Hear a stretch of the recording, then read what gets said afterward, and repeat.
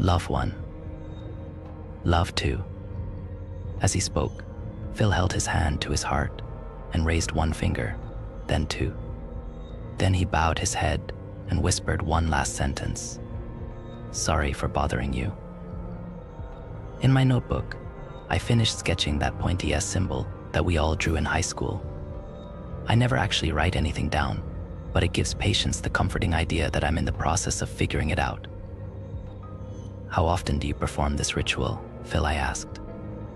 He looked up. Every 5 minutes. He had a messy beard and a weathered face that made him appear much older than he probably was. 5 minutes, I repeated, trying not to sound too surprised. That was unusually frequent, even for a patient with severe OCD. Do you feel any relief after the ritual is complete? He shook his head. Never. What are you afraid will happen if you don't perform the ritual? He closed his eyes and shook his head. Phil, you can tell me, I said encouragingly. That's what I'm here for. He took a deep breath. The man with 2 knives. Fear of death or murder was one of the most common manifestations of OCD. But of course, I didn't want to minimize his fear, which was still very real to him. That sounds frightening, Phil, I said. Can you tell me more about this man? He swallowed. If I miss a ritual, he comes in the middle of the night. And he... It's okay, I said gently. I don't want to upset you. I turned to his wife, who was anxiously massaging his knee with her hand. Anne, how has this impacted you? I asked. It must be difficult, seeing your husband suffer this way. You must worry every day, especially when he's at work or traveling. He never leaves the house, she said quietly. This is the first time he's been out in 3 years. He's been on disability the whole time. He's so terrified. And my new assistant, Noah, opened the door. Noah, I'm in the middle of a session. Sorry, it's the school, he blushed. They said it's urgent. They want to talk about Emma's trial. I shook my head and apologized. I'll be right back. As I walked out of the office, Noah stood in the doorway and stared at Phil and Anne. Apparently, he learned nothing from orientation, but I didn't have time to deal with him right now. I stepped out and took the call. The school wanted me to testify in Emma's favor, which I was already planning to do. I got the sense they were more worried I would try to blame the school as revenge for firing me. But revenge is petty, especially at the cost of a young person's future. I finished the call and returned to my office. I'm so sorry for the interruption, I said as I took my seat. Now, there's good news and bad news here. The bad news is that you certainly seem to be suffering from a severe case of obsessive-compulsive disorder. The good news is that you came in for help, and OCD is very treatable. Phil leaned forward. You can stop him. Yes, I said confidently. I'm not a huge fan of medication, but I think antidepressants could help take the edge off while we begin a regimen of mindfulness and talk therapy. In a few months, those rituals will be a thing of the past. My whole team is here to help you. I didn't want to refer him out to my colleagues too quickly, but this was a pretty classic case of OCD, and I felt that my resources might be better spent on patients with more unusual issues. Phil shook his head. I'm sorry. No, I can't take medications. I can't stop the rituals. Of course you can, I said. That's why we're here. No, he said again. Otherwise he'll do it again. I was becoming a bit frustrated by this point. Phil, that's the whole reason. Show us, Phil said to his wife. She winced and shook her head slightly. Please, Phil pleaded. Show us. Anne closed her eyes and lifted up her shirt. Her torso was covered in at least a dozen stab wounds. Before I even had a chance to react, Phil held his hand to his heart again. Love one. Love two. Jesus Christ. Had it already been 5 minutes? Sorry for bothering you. I poked my head out the office door. Noah, what's my afternoon look like? He took out the iPad. Hey. 2 new patients after this one, he said. Don Halverson. Noah, we've been over this, I said impatiently. I can't remember names. I remember problems. Read from column B, please.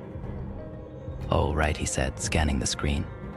A guy who intentionally transmitted HIV to 8 people. And the other one, homeless kid who escaped a cult. As the words came out of his mouth, he raised his eyebrows. Geez, Doc. Welcome to the wonderful world of pro bono work. No, I gave him a quick smile. Please move them to next week. I'm going to need a little extra time with my current patients. They both sounded fascinating, but the homeless kid was probably hallucinating from drugs, and the HIV guy was court-ordered, so he wouldn't be hurting more people anytime soon. Right now, Phil needed my full attention. I returned to my office and saw Phil and Anne embracing each other. They must have been the most exhausted-looking couple I've ever worked with. Anne, I began gently. Now that I've seen evidence of bodily harm, I have to report this to the police. Do you understand? No, they both shouted at the same time. It's not really a matter of choice. You can't, said Anne. That's the whole reason we're here. If we go to the police, he'll kill Phil. I tilted my head. How can you possibly know that? Because of Eleanor, Phil answered for her. Eleanor. Our daughter, said Phil quietly. She had the same condition as me. OCD. It's not OCD, he protested. Eleanor went to the police last month, and the man with 2 knives. Anne held his hand. He killed her. A week after the police detail left our house, Phil stammered. The angriest we've ever seen him. Stabbed her 8 times and dragged her into the woods. What the hell had I gotten myself into here? Let's take a step back here, I said. Phil, do you have any recollection of when this ritual began? 3 years ago, he said. We took Eleanor on a trip to Disney, and all we remember is waking up and hearing him tell Eleanor and I that we had to do the ritual every day from 4 a.m. to 11 p.m., or he would hurt our family. There were 3 rules: no cops, no hospitals, and no skipping sleep. We thought it was some kind of sick joke at first, so we didn't do the rituals, but then he showed up that night. Do you have any idea what the ritual means, I asked. Love 1, love 2, any of that? He nodded. She's love 1, he pointed to Anne. Her sister is love 2. If I miss either of them, they get punished that night. Wait, her sister gets stabbed too? Yes, Anne whispered. She lives with us, and she has 2 more scars than me. How many do you have, I asked. 14. Phil bowed his head in shame, but by my calculations, he was nothing short of a hero. 12 rituals every hour, 19 hours per day, 365 days per year, for 3 years. 249,660 rituals, and he only missed 14 times. That's a 99.995% success rate. What about sorry for bothering you, I asked. What does that part mean? He shook his head. I have no idea. We sat there in silence for a while, and I just stared at my notebook in disbelief. Then Phil spoke up again. You have to help us, he begged. We've tried everything, but he's always watching. I don't think he's human. I think he might be a demon or a ghost. I did my best to conceal a harumph. Yeah, I don't believe in that stuff. To me, those are code words for overactive amygdala, which was unsurprisingly another aspect of OCD. I like to think every mystery has a practical explanation, set here on planet Earth. So your daughter Eleanor, she had to do the same ritual, or the same thing would happen. They nodded. Mantur. There was no point in pretending to write in my notebook anymore. I had no idea what was happening. Father, mother, sister, daughter. Father and daughter have to perform 5-minute rituals, otherwise mother and sister get stabbed by omniscient stalker. I didn't know what was worse. The fact that they refused to involve the police because of this omniscient stalker, or the fact that I was about to go along with it. Phil, I need to be honest with you, I said. Given the severity of your OCD, I have suspicions that you may also be suffering from a comorbid case of dissociative identity disorder, I said. It's possible that you could be the man with 2 knives and his victim. My God, will you stop diagnosing people with mental disorders and listen? You have videos, I asked, curious. May I view them? Hopefully we could put an end to this supernatural talk once and for all. She nodded and took out her phone. This is from last year, she said, handing the phone to me. Phil accidentally said love you instead of love too. I watched the footage 4 panels at once. In the master bedroom, Phil and Anne made their way into their bed. In the guest room, Anne's sister read a book in bed before shutting off the lights. In Eleanor's room, a young teen girl typed away on her laptop before finally drifting off to sleep. The front entrance to the house showed no signs of life. Then I just waited. Phil did his ritual a few times on the couch while I continued watching. But nothing happened for a long time. I wasn't sure if I was missing something. And that's when I saw it. A man in full body armor marched into the sister's bedroom. He had 2 butcher's knives, 1 in each hand. I'm normally not a sucker for horror, but I'll admit I jumped. I wanted to call out and warn her. And then, with surgical precision, he lifted 1 knife and drove it into her stomach. She lurched out of bed and screamed, and just like that, the man with 2 knives walked out of the frame. The others bolted out of bed and ran for her room, but I was busy watching the front door. No one ever came out. Jesus Christ.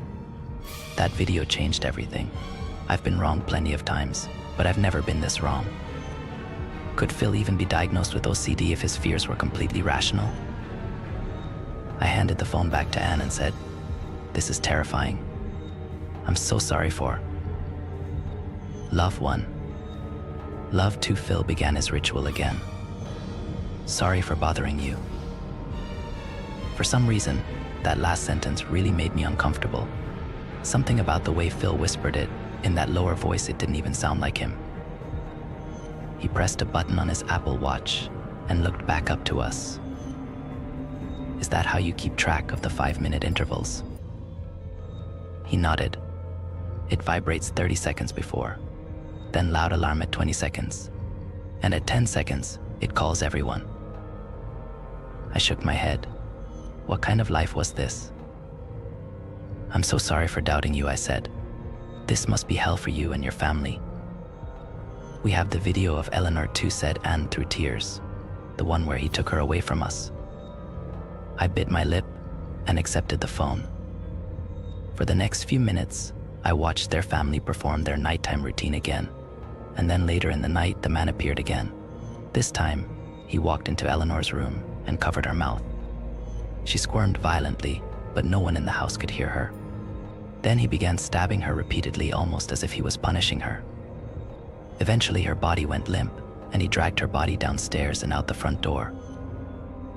I closed the phone and shoved it back to Anne, as if it had some kind of curse that could be passed along to me. What had gotten into me? You've searched the house for him, right? I asked. Because he doesn't seem to enter or exit the house. Of course we have, said Phil. I'm telling you, he's not human. I cleared my throat. I fully understand your conclusions, but I'm a student of science, I said. Would it be okay if we tried my way, the scientific method? Just a few controlled experiments, and if that doesn't work, you're free to explore a medium or ghost hunter. Experiments? Phil asked nervously. I would like access to your security feed, I said. I think he has access too, hence why he's able to watch your every ritual. So I want to be in a contained room with you while we try various combinations of your ritual. If this man doesn't know whether or not you perform the ritual, he always knows, Phil protested. He'll hurt them. Anne squeezed his hand tighter. We'll do it. What? Please, Phil, she said. We have to try something. I can't live like this anymore. He took a deep breath and nodded. So what do you need us to do? Phil, I'd like you to stay with me in this office for the next couple of days. I'll get some blankets for the couch, I said. And I need you and your sister to act like everything is normal at home, even in Phil's absence. And if you suspect anything is off, please call me. They both nodded apprehensively. After answering a few more of their questions, I escorted Anne from my office. Noah, can you stay late these next few nights? I'll pay you overtime. I needed someone to watch the door and make sure no one was listening. Sure thing, Dr. Harpy. I stared at him. Harpier, I said. Harpy is a rude, foul-tempered woman.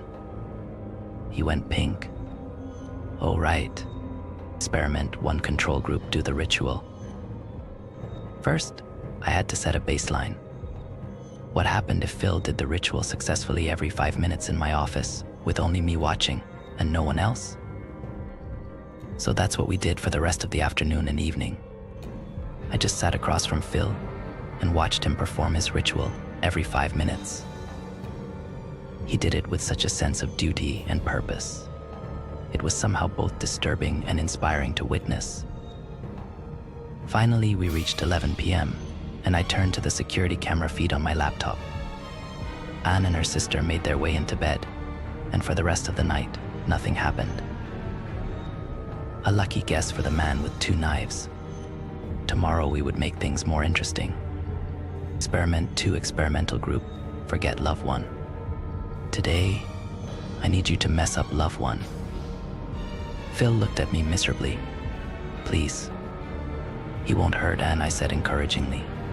There's no possible way he'll know you missed, let alone who you missed. It's just the 2 of us in this room. He took a deep breath and nodded. But for the next 8 rituals, he continued to say everything correctly. Phil, I promise everyone is going to be okay, I said. Don't you want to save Anne from this hell? He looked up to me and closed his eyes. Okay. We waited another 5 minutes for his Apple Watch to light up, and then I leaned forward in anticipation. Love 3, Love 2. Sorry for bothering you. He fell back into the couch and burst into tears. Oh God, he said. I've doomed her again. I rushed over and comforted him. You're helping her, I said, so you don't have to live like this anymore. He continued the rituals correctly for the rest of the day and evening. Then I turned back to the security feed and watched Anne and her sister perform their nighttime routine. Phil refused to watch. They fell asleep and nothing happened. I knew it. The man wasn't omniscient. He was just watching their security feed. But then, out of the corner of my eye, I saw something change in Anne's video. It was him. How the hell? I lunged for my phone and called Anne's cell phone. She didn't answer. Fuck, I whispered. What's happening? Phil asked. Call Anne's sister, I said. Do it now. I watched the video as the man walked robotically toward Anne in bed. He's there, I heard Phil speak into his phone. He's going for Anne. He ended the call without another word. Why did you hang up? There's no point, said Phil, defeated. He can't be stopped. Heart racing. I turned back to the video feed as the man walked closer. Wake up, Anne. I stared at the screen and bit my lips. Get out of there. And then I watched as the man drove the knife into Anne's thigh. What the fuck? I kicked my trash bin across the room. How did he know? We keep trying to tell you. He's not human, said Phil. I shook my head and stormed out of the room. No, I barked. When I took that phone call with the school yesterday, did anyone come in or out of my office? No, Doc, he shook his head, eyes wide. He'd never seen me like this before. How did he know? I repeated under my breath as I turned back toward my office. Then Noah spoke up again. Maybe he really is a demon. I spun around. Are you listening to our sessions? He went white. Only a little. Noah, I rubbed my fingers into my eyes. You need to go home. Come on, he said. I'm experienced with psychology stuff. You took Psych 101 in college, I said, exasperated. I don't have time for this. What if he's really a demon though, said Noah. Shouldn't you? He's not a demon, I snapped, turning back to my office. Someone is listening to us. And that's when it hit me like a ton of bricks. Oh my God. I hurried back into the office and approached Phil. Phil, I'm so sorry for failing you, I said. I need to get us some dinner. I'll be right back. Before he could respond, I held my index finger up to his lips and reached down for his Apple Watch. I unfastened the metal strap and carefully removed it from his wrist, placing it on the table without making a sound. I took my finger from his lips and motioned for him to follow me out of the office. He did. What's going on? He whispered when we got into the lobby. I think someone is listening through your watch, I said quietly. You wear it wherever you go, right? Yes, he nodded. All day, every day. Noah nodded gravely from behind his desk. I gave him a light smack on the head with my notebook. Not a demon. But who would be listening? Asked Phil. I don't know, I said, but we've bought ourselves some time.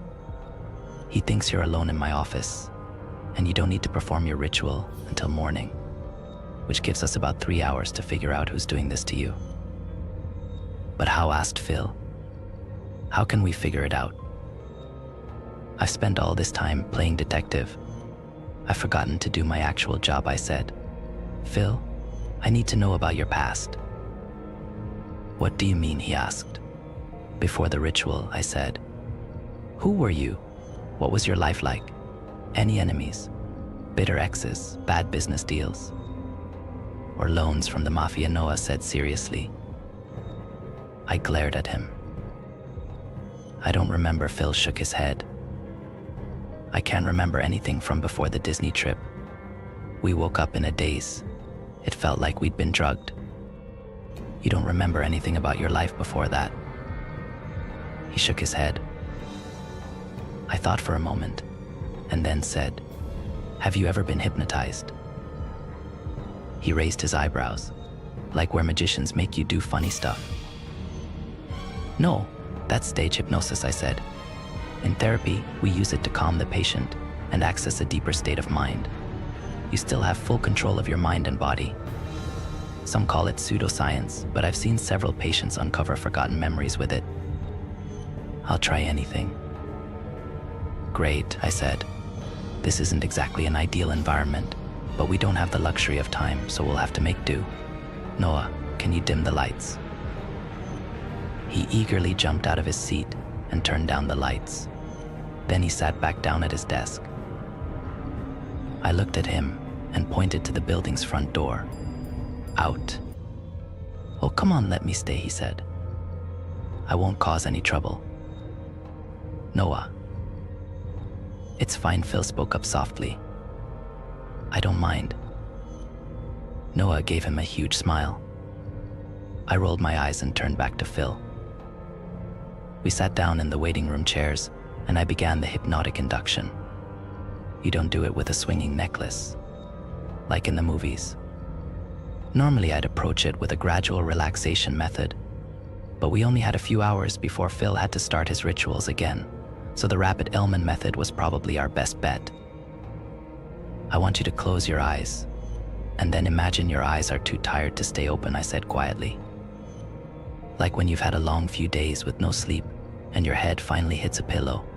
Finally, you can let go and catch up on your rest. Your dreams get started very quickly. The harder you try to open your eyes, the harder they stay shut. He closed his eyes, and we continued down this path for a few minutes. Now, when I drop your left hand into your lap, you will go 10 times deeper. I gently lifted his left hand, then lowered it slowly and placed it on his leg. He rocked slightly from side to side. We did the same with his right hand, and then got started on counting clouds. As each cloud blows away with the breeze, you fall into a deeper state, deeper and deeper every time. After a few more minutes, I felt confident that Phil had entered a hypnotic state. That was lucky. A lot of people don't respond to it because their logical mind is too busy trying to prove it wrong. I'm one of those people. Now, Phil, I spoke in a calming voice. What can you tell me about your childhood? He took a relaxing breath. I don't remember. That's okay, I said. What about your trip to Disney with your daughter, Eleanor? His face broke into a sad smile. I loved Eleanor. She sounded like a very special person, I said. What was her favorite ride at Disney? He swayed a bit. I don't remember. This was unusual for hypnosis. Usually patients were more receptive to questions. What about your ritual? I asked. Do you have any idea what sorry for bothering you means? He shook his head slowly. I don't know. Could you try performing the ritual for us now, Phil? He nodded. Love 1, love 2. Sorry for bothering you. His voice got deep and raspy with that last sentence again. Can you do it again? Love 1, love 2. Sorry for bothering you. Just the last part now. Sorry for bothering you, he repeated it in that same low voice. Again. Sorry for bothering you. Again. Sorry for bothering you, he said. But can you spare some change for Yvette and his little girl? He held his hand out to me. I stared at it for a moment. Yvette and his little girl? Spare change? Did Phil used to be homeless or something? And then my heart started racing. Holy shit. Noah, I whispered. That new patient I asked you to push back yesterday. He frowned. The dude who gave people HIV. No, I said. That homeless kid, the one who claimed to escape from a cult. What was that patient's name? He took out his iPad and started swiping hurriedly. Homeless kid who escaped a cult, he said. I stared at him incredulously. The name, Noah, I said. Column A. He swiped one more time, and then his face froze, illuminated by the light of the iPad.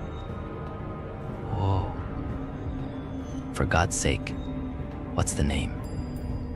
Eleanor, he whispered. Her name is Eleanor. I don't want to lose your respect, but you're going to see a different side of me today. One thing you need to understand about me is that I despise psychological torture. At least with physical torture, the victim knows the perpetrator is causing their suffering. But with psychological torture, the perpetrator plays innocent while the victim self-destructs and blames themselves. Do it to a homeless veteran and his family, and unfortunately you've incurred my deepest disgust. You're already aware that I have a bit of a temper, but today is going to be different. I am a flawed person, just like any other, with secrets and regrets. Today you will learn one of those secrets, but I wouldn't quite call it a regret. Eleanor. Phil stood up from his chair. Did you say Eleanor? Phil, I think your daughter might still be alive. I reached out and touched his shoulder. I think she might have come to this very office. His eyes welled with tears. Alive? I can't say for certain, I said. But it would explain a lot. She has the same name as your daughter, and you both have some sort of history with homelessness. She also claims she escaped from a cult, and you're showing some pretty severe signs of brainwashing. Brainwashing. Up until a moment ago, you weren't able to remember most of your life, I said. For the past 3 years, you've been deprived of sleep and forced into this terrifying, life-consuming ritual. It would be enough to make anyone lose their mind. Where's Eleanor now? Asked Phil. He didn't seem to care about his own suffering at all. He just wanted to know about his daughter. Noah, I know it's late, but can you try to reach Eleanor at the number listed in her file? I asked. We only have 1 hour before Phil needs to start his rituals again, and she may already have the answers we need. He nodded. You got it, boss. The rituals, said Phil miserably. Do I have to keep doing them? I don't know, I said truthfully. We still don't know who the man with 2 knives is. If you don't resume the ritual, I think he'll keep harming them. Phil looked to the ground. It won't be for long, I reassured him. We're going to figure this out. I just don't understand, he said. Who would want to do this to us? I don't know, I said. I found myself saying that a lot with Phil. I just want to see my daughter again. Phil, can you remember anything else from the hypnosis? I asked. Anything at all? He shook his head. Sorry. I can get you back into that state, but we're running out of time until you have to start the ritual, I said. It would be best if we could just get a hold of Eleanor. Do you have any idea where she might be staying? Any past shelters or friends? He closed his eyes tight and waited for a few seconds. Then he sighed and looked up. I'm sorry, I can't remember. I turned to Noah. What about you? Any luck? No, Doc, he said. I've tried 5 times. She's not answering. Let me give it a try from my cell. I walked over to the desk.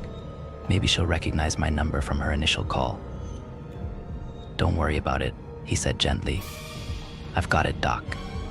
You've got to take care of Phil. Thanks, I nodded and walked back to Phil. Do you want to try the hypnosis again? Sure, he said. Whatever you think will help. For the next 15 minutes, we attempted the same induction method, but it didn't seem to be working anymore. Phil kept opening his eyes, and he didn't seem relaxed like before.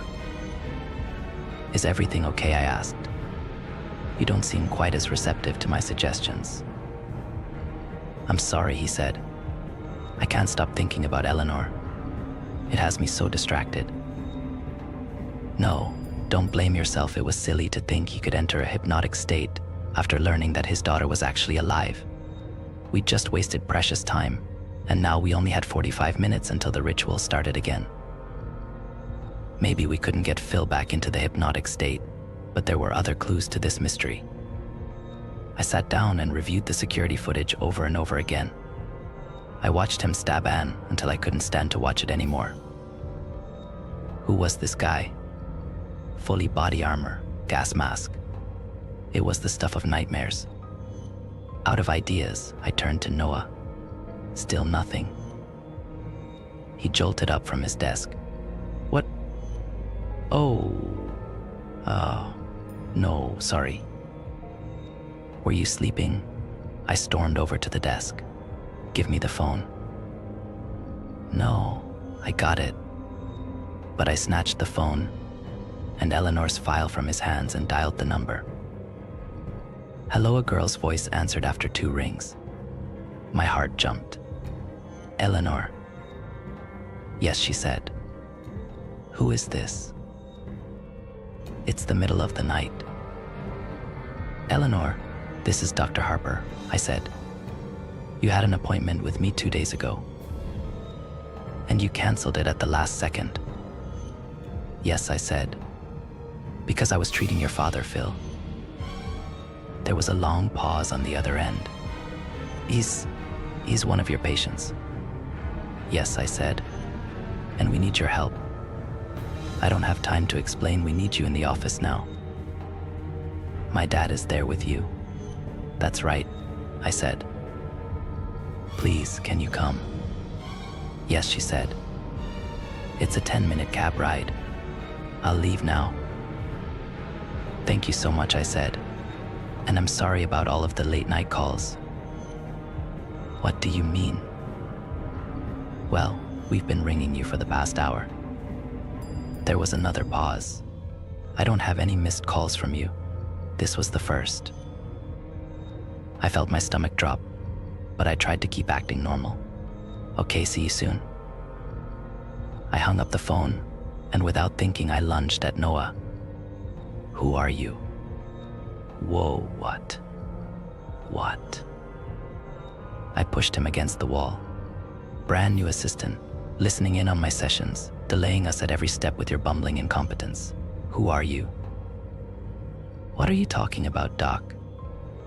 I pushed harder, hands closing in around his neck. I've had bad assistants before, I growled, but nobody is this fucking stupid. He started choking, tugging away at my grip. I punched him in the face, and he fell to the ground. Phil rushed over. What did you do that for? He was lying, I said. He wasn't calling Eleanor. Why would he lie about that? I don't know, I said. But we'll find out when he wakes up. Here, help me tie him up. Phil bent down with me, and we secured Noah to the desk with my belt. My own assistant. How could I have been so blind? He had access the entire time, and I just kept giving him more. I was supposed to be good at reading people. Eleanor arrived 10 minutes later, exactly as promised. The moment she opened the door, Phil sprinted toward her and pulled her into the longest hug I've ever seen. I couldn't even tell if they were crying or laughing, maybe a bit of both. I don't want to interrupt, I said, but we only have 30 minutes until the rituals start up again. They broke their embrace and turned to me. Eleanor had a soft kindness in her eyes, just like her father. She had to be about 16 by this point, but she carried none of the innocence someone her age should have. Eleanor, how did you escape? After the stabbing, I pretended to be dead, she said. They dragged me into the woods and went back to the house for a shovel to bury me. That's when I ran. Phil pulled her closer. I'm so proud of you. You said it's a cult, I asked. What kind of cult? It's called My Happy Family, she said. It's more like a lot of little cults. They call themselves hobbyists. I found their forum on the dark web. They share brainwashing techniques for forcing people into your family. I raised my eyebrows. Forcing people into your family? Yeah, like with Dad and me. That ritual wasn't unique, she said. People have been perfecting it for years and reporting back with their experiences. Apparently, they used to punish the person who missed the ritual, but that sometimes made them suicidal, and you don't want your investment to commit suicide. The investment. Yeah, that's what they call the people they're brainwashing, she said. They put a ton of time and emotional energy into their investments, so they want to make sure you stay a long time. So they switched to hurting other family members. Right, said Eleanor. If you're afraid for your own life, you might eventually give up. But if you're afraid of hurting someone you love, you'll keep doing the ritual forever. That's sick. Yeah, they use a lot of CIA mind control techniques, she said. And then they chart their results to determine the best methods. It's all just based around votes and most popular comments. For example, one poll determined that 5 hours of sleep is just enough to maintain docility without causing too much exhaustion. So now everyone goes with 5 hours. They're like a hive mind. But how can someone just forget who they were and join a new family? Well, they tend to go after vulnerable populations, she said. Homeless people, drug addicts, prostitutes. They offer something nice, like an Apple Watch, and then they load you up with benzos. Like Xanax. Right, she said. After a few weeks, your memory turns to mush. Then they start up the rituals and replace your memories with new ones. It's only a matter of time before you accept your new reality. And people just forget their old life. That's why they do the ritual in such frequent intervals, she said. That way you spend every moment of your life thinking about the ritual, paralyzed by the fear of what happens if you miss it. Constant fear messes with the rest of your brain. I couldn't argue with her there. She could have quite a future in this career someday. I took a deep breath. Eleanor, is this the man with 2 knives? I walked over to the desk and pointed at Noah. She took one look at Noah and frowned. There is no man, she said. That's what I'm trying to say. It's just them. Just who asked Phil? Wait, she looked at Phil. You don't know about Anne yet. I raised my eyebrows. It was strange to hear a girl refer to her mother by name. You're saying your mom is involved in all this? She's not my mom, said Eleanor. She and Rose are the whole operation. What I frowned. So you and your dad. Phil spoke weakly. We're their investment. I shook my head, trying to absorb what Eleanor was telling us. It's not possible. I've seen the security videos. She let out a cold laugh. Yeah, that's one of their favorite methods, she said. They call it digital hallucination. Almost all of them have it set up because it erases any doubts the investment might have. Here, show me one of your videos. I took out my cell phone and played the most recent attack. There. See, she pointed to Rose's room before the man even arrived. What am I supposed to be seeing? The book, she said. Great Expectations. Every single night Anne gets attacked, Rose is reading that book before bedtime. Here, look. She took out her phone and scrolled through to find a video. I watched with morbid fascination as Rose opened Great Expectations and eventually turned out the lights. The timestamps are the same every time, said Eleanor. It's a loop, and whenever Rose gets stabbed, Anne and Dad's video always shows the same thing too. On the forum, they all help each other doctor the clips. Wait a minute, I said in disbelief. Phil, right before Anne got attacked earlier, I asked you to call Rose, she answered, right? Yes, he nodded. What time was that? He took out his phone and scrolled through his calls. 12:47 a.m. I skipped the security video to 12:46 a.m. and watched intently. 1 minute passed as the man with 2 knives entered Anne's room. Rose remained fast asleep in her room. Then 12:47 hit, exactly when Phil talked with Rose. But in the video, Rose remained fast asleep. What the hell, I wondered out loud. So the man with 2 knives isn't a man at all, said Eleanor. It's both of them. They just put on that creepy outfit and then stab whoever got missed in the ritual. That's insane, I said. Why would they stab each other? Why not just stab another one of their other investments? You know what codependency is, right? Yes, of course. When one person feels an unhealthy emotional reliance on another responsible for their well-being. And the rescuer mistakes that dependence for love, right? Yes, I said. So let me get this straight. They make you feel guilty for hurting them when they're the ones actually causing harm. And then they use that guilt to make you love them? That's why I made the appointment, said Eleanor. I mean, I understand what happened to me, but I still can't get rid of the guilt. It's not like the scars from the knife. It's deep inside of me, like a monster squeezing at my heart. I felt my blood boiling. They can't get away with this, I said. Let's call the police now. We have everything we need to put them away. Eleanor shook her head. They all have detailed police plans, she said. There's an entire subforum devoted to it. They get away with it almost every time because it's their word against some brainwashed homeless person or drug addict. Can't the police get their IP addresses or something, I said, growing increasingly agitated. Did Anne and Rose ever post there? Yes, said Eleanor. That's how I found the forum in the first place. I saw it on Anne's computer the night I called the police. She left it open, and I recognized our whole Disney backstory in one of their posts. Perfect, I said. Can you show me the post? Then the police can find the IP. She gave me a funny look. There aren't any IPs, she said. It's the dark web. I gritted my teeth and repeated, they can't get away with this. At least we're safe, said Phil, pulling Eleanor into a hug. At least Eleanor is okay. But they're going to hurt someone else, I said. It's only a matter of time. Sorry, Dr. Harper, Eleanor shook her head.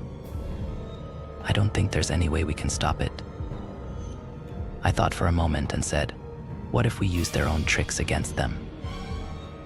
Phil, unfortunately, I need to put you under 24/7 watch, I said. I was wrong about the man with 2 knives, and now I can see your family is at serious risk. What Phil stammered.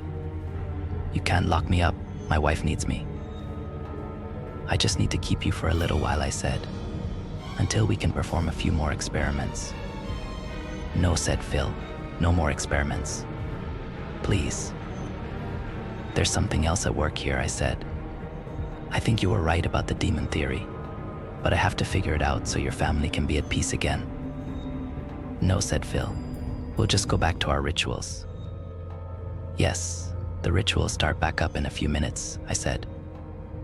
I'm going to bind your hands and take you to the safe house now. Bind my what? That way you can't perform the ritual, I said, so I can try a few more experiments. No, Phil screamed. You can't do that. You saw what he'll do to them. I don't think he's going to hurt them anymore, I said. Now, come on, let's go. No, Phil sobbed. No, you can't do this. He continued sobbing and shouting into the Apple Watch until we exited the office and returned to the lobby. That was good. Phil, I said quietly. You could be an actor, you know. Thanks, he said. So now, they'll think they still have control of their investment. That's right, I said. And I can keep monitoring them until we get enough evidence to send to the FBI. I really think we can get enough of a case here to open a major investigation. What about Anne? And Rose asked Eleanor. I doubt they'll keep hurting each other, I said quickly. Not if they know this could go on indefinitely. No, I mean they'll come into your office, said Eleanor. They'll want to know where he is. Let me handle that, I said. I'm quite good at telling people what they want to hear, as long as I know their motives. And thanks to you, now I do. They both nodded. Phil, there's just one more question I have, I said. Why did you come to me in the first place? To therapy? Yes. He looked down, ashamed. Anne suggested it, because I felt suicidal after Eleanor left, he said. I thought it was because Anne cared about me, but apparently she just wanted to make sure her second investment didn't die. Eleanor turned to me. They probably thought they could trick you with their digital hallucinations too. That way you'd confirm their story, and Dad would have no doubts left in his mind. I bit my lip, hard. I hated these people. Suddenly there was a stirring from behind the desk. Oh God, no, I hurried over to him. What happened? He asked in a daze. Nothing, I said quickly. He just passed out.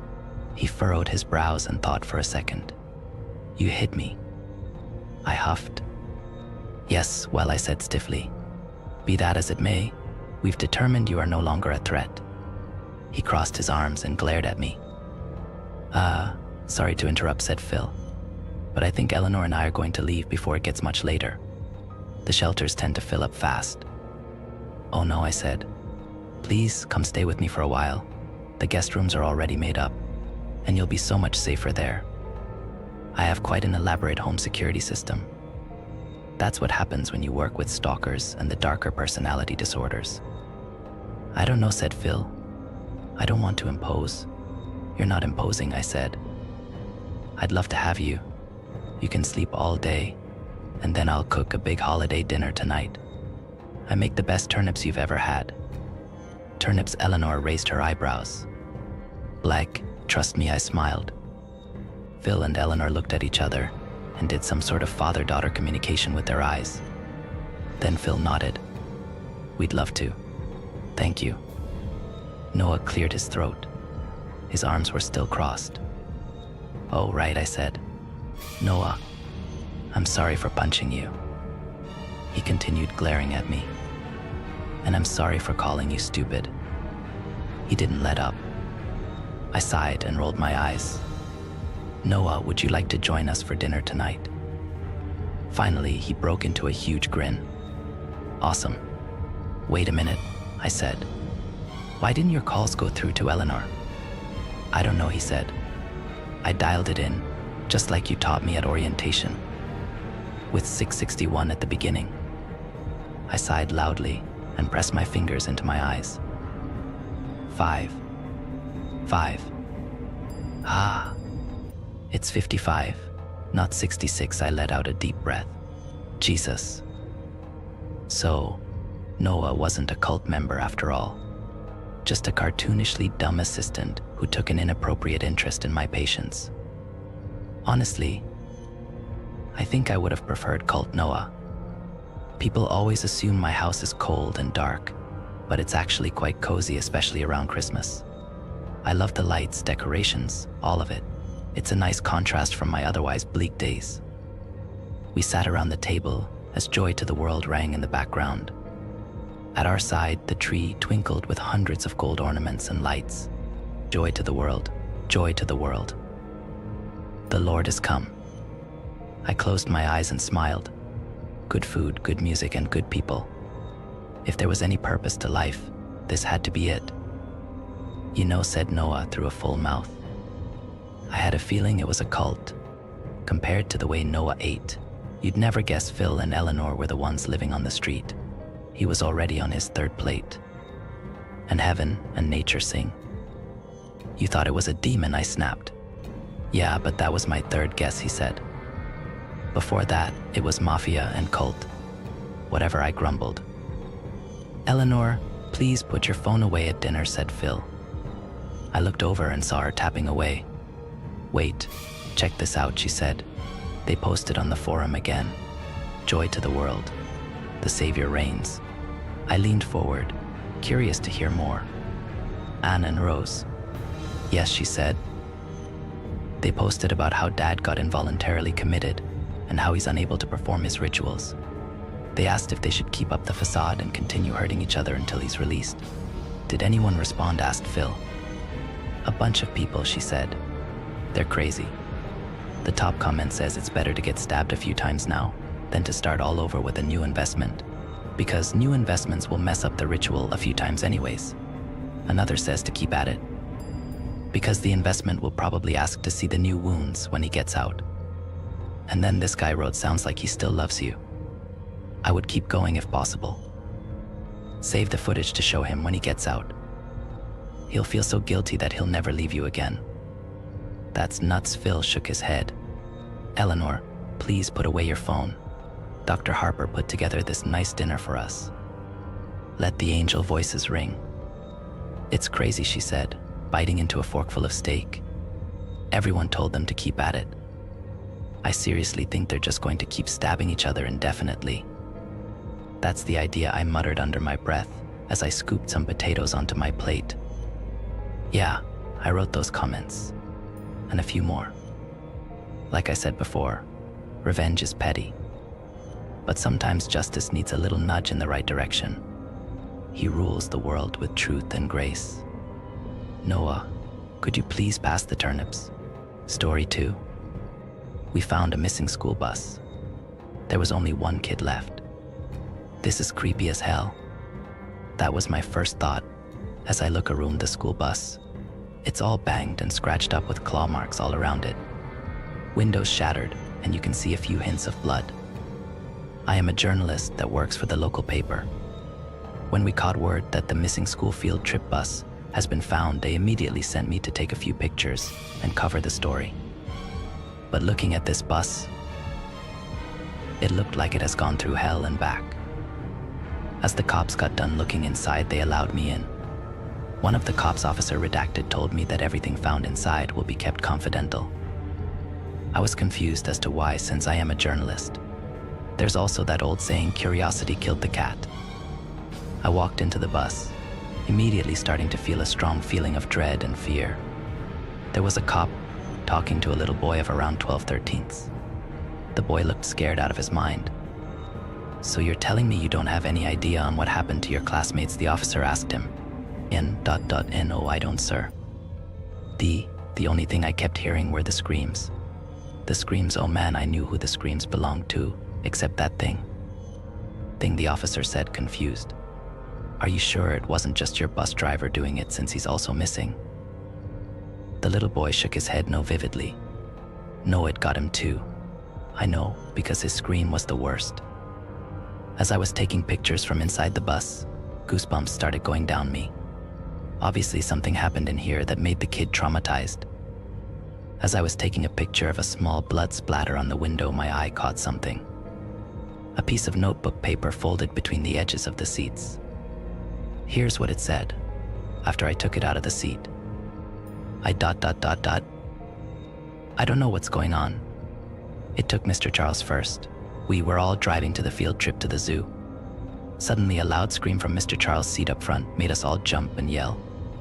Then we saw a big splotch of blood all over the front windows. Then the bus skidded on the road till it crashed into the tree. Some of the kids are hurt. Mrs. Laramie and Mr. Hopkins are helping us as best as they could. So was the kid's story true? I thought as I hissed the note in my pocket while avoiding suspicion. I went over to the next couple of seats and saw another folded up piece of paper. This one had blood on it, which made it hard for me to open it and try not to gag. We're all scared, okay? That thing, it got Sarah and Tommy. They were both crying and sitting by the windows when suddenly long, elongated white hands came out from the window and grabbed their heads and I can't describe it. It was all too sick. That one made me chill down to the bone. As I was taking more pictures, the cop came up to me. "We're going to take this kid outside. If you see anything, make sure to yell for us." I nodded, trying to keep my composure. The cop then shakes his head at me and calmly leads the boy outside. The sounds of an ambulance approaching makes this all sound like a bad nightmare. It didn't take me long to find another note. "Mrs. Laramie is now in shock." That's what Mr. Hopkins called her. She is just sitting in a ball and rocking back and forth. "I'm scared of that thing, and I just want to go home." All of these notes were in different handwriting. The next ondo that I found was in the exact same one as the first. "I'm trying to comfort my friend Jake. He's all messed up," saying that if we all looked at the windows that we all would be saved. Mr. Hopkins is gone now. He tried to out the bus doors and get some help. As soon as he got to the doors, the arms came back again. We all looked away as we hear his screams. Once they were over, we looked back and screamed in shock and fear. I held my mouth as I felt like coming up. I looked back at the front doors. The only thing I saw was a big blood puddle. As I got to the end of the bus, I found a final note. "If anyone sees this note, just tell my parents that I love them. There's only 5 of us left. Marcus can't see, so we hope him the best. We're gonna look in the windows. 2 of us on each side holding hands. Maybe we all doing this will let Marcus live. See you on the other side, John." Tears were going down my face as I put the final note in the other pocket. As I got out of the bus, there was a whole bunch of commotion going on. I saw the cop from before and went up to him. "Hey, what's going on?" I asked, my lips shuddering. He looked back at me with a scared expression. One of the EMTs went to check on the kid. As he went to check on him, long, elongated hands with claws came out from the right back window and just squished his head. The kid then fell in shock. We took him in a police cruiser and raced to the hospital. "How did you not hear all of that?" What he said left me speechless. I quickly got in my car and left. I don't know what type of creature this is. Maybe you all can help? There's got to be a perfect explanation for what happened in that school bus. Story 3. I rented an apartment, fully furnished with a missing person's things. I'll start somewhere fucked because it ends that way. 3 weeks before me in Unit 504, there's a murder down the street a few blocks away. A woman, a student I think, gets stabbed a dozen or so times walking home drunk from a party. It's horrendous. The guy the fuck that killed her stabs her so hard at one point that the knife blade breaks from the handle. He did other things too, but the news doesn't spend a lot of time talking about stuff like that. I didn't know her, but my mom pretends like she might as well be my bestie. A near miss for me. She was a student just like you, she says. Pretty just like you. Mom sends me websites with crimes in the area displayed in little colored circles. Robberies a couple. Stolen cars a few. Theft, minor assault, it's a college town. No arson. One old burglary. The website hasn't yet included the murder and the other thing. Rape. It felt weird to pretend like that was a secret. It happened. The guy that did it can fucking rot. My mom tells me that the neighborhood isn't safe. Okay, but it's cheap enough, and I get a job at the college bookstore which doesn't pay enough for me to live in some magical fucking place where crime doesn't happen. And yes, I am unsettled, and feel more vulnerable for being a woman, and isn't that always the way of it? There's nothing safe. It's a city, a smallish one, but a city nonetheless. Someone sold coke to those rich kids on Gossip Girl, right? They had maids and cocktail parties and evening gowns. Crime is everywhere. I promised my mom I'll be safe. I'm a grown-up. Kinda. And I'm staying on my cousin Ronald's couch until I find a place of my own. This is not ideal. His wife is really into trying to get pregnant, and they have thin walls, and she is very loud, very theatrical. It takes me 2 weeks online to find an apartment in a 7-story building with an elevator, which is strangely thrilling. I don't know if my mom's attitudes toward urban safety are a giveaway, but I'm from the suburbs and we don't have what I ridiculously first thought of as a skyscraper. Provincial me. Now, I'm stupid when it comes to the real world. I'll admit that. To me, there are the suburbs where things are boring and people go to Target or Sweet Frog to hang out, and then there's the city where everything else is possibly normal. The apartment is therefore possibly normal. It's on the 5th floor in the corner of the building, and it's fully furnished-ish. The landlord, a man named Harold, tells me on the phone that the previous tenant skipped town in a hurry and left everything behind. It's all mine if I want it. He didn't leave because the place is like haunted. I ask, chuckling just a bit because of course it's not. Dead fucking air. He had a TV, Harold says finally. A Samsung, very big. Oh, cool. Samsungs are nice, I respond, as if that were in any way what was really on my mind. Harold murmurs something. He has a bit of an accent, not foreign, I don't think, but distinct. He says people with an R in the middle, almost like purple. I agree to meet him the next day at the building. Harold is some age where his hair is half gray and very thin. He has a paunch, has yellow suspenders that are meant to look like measuring tape.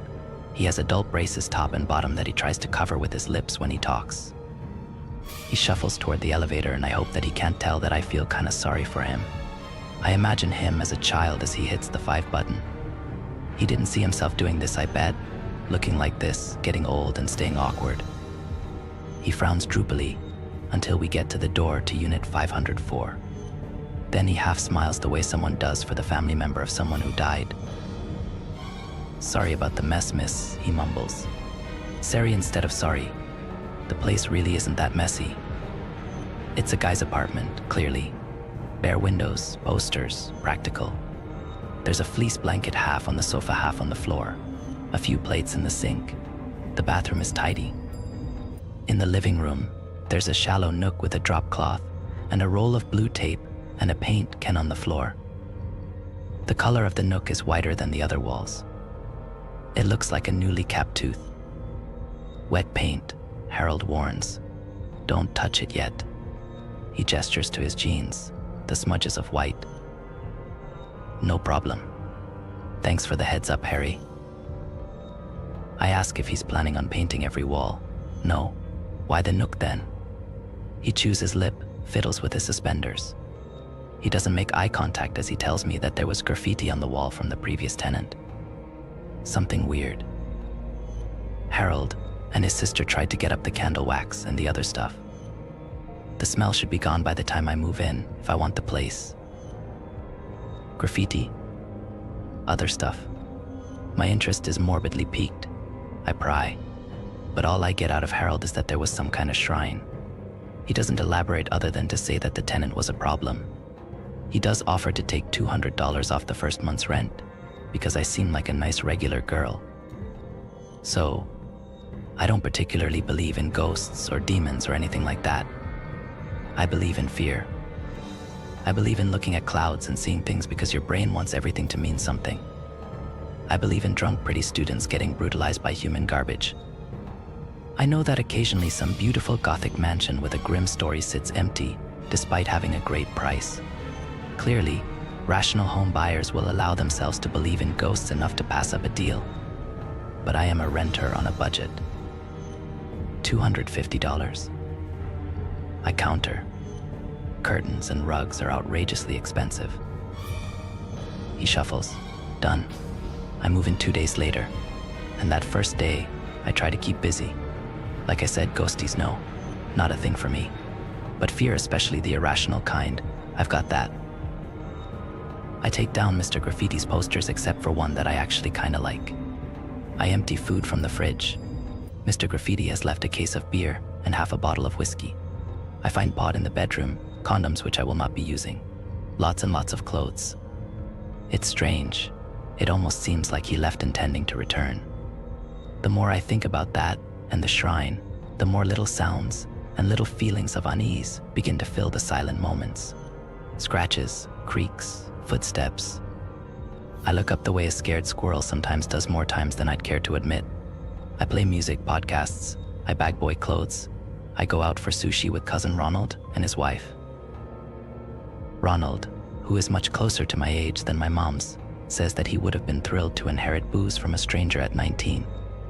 He theorizes that the shrine was satanic and that Mr. Graffiti was probably taken to hell in a ritual gone amiss. His wife, Clara, rolls her eyes and fumbles with tuna. She asks if I've met any good-looking people at work. Nope. She doesn't say good-looking girls, but I know she's making an effort to be an awkward ally. We make small talk. College, majors, television. Then, Clara fucks me up. What if the tenant killed himself in the apartment?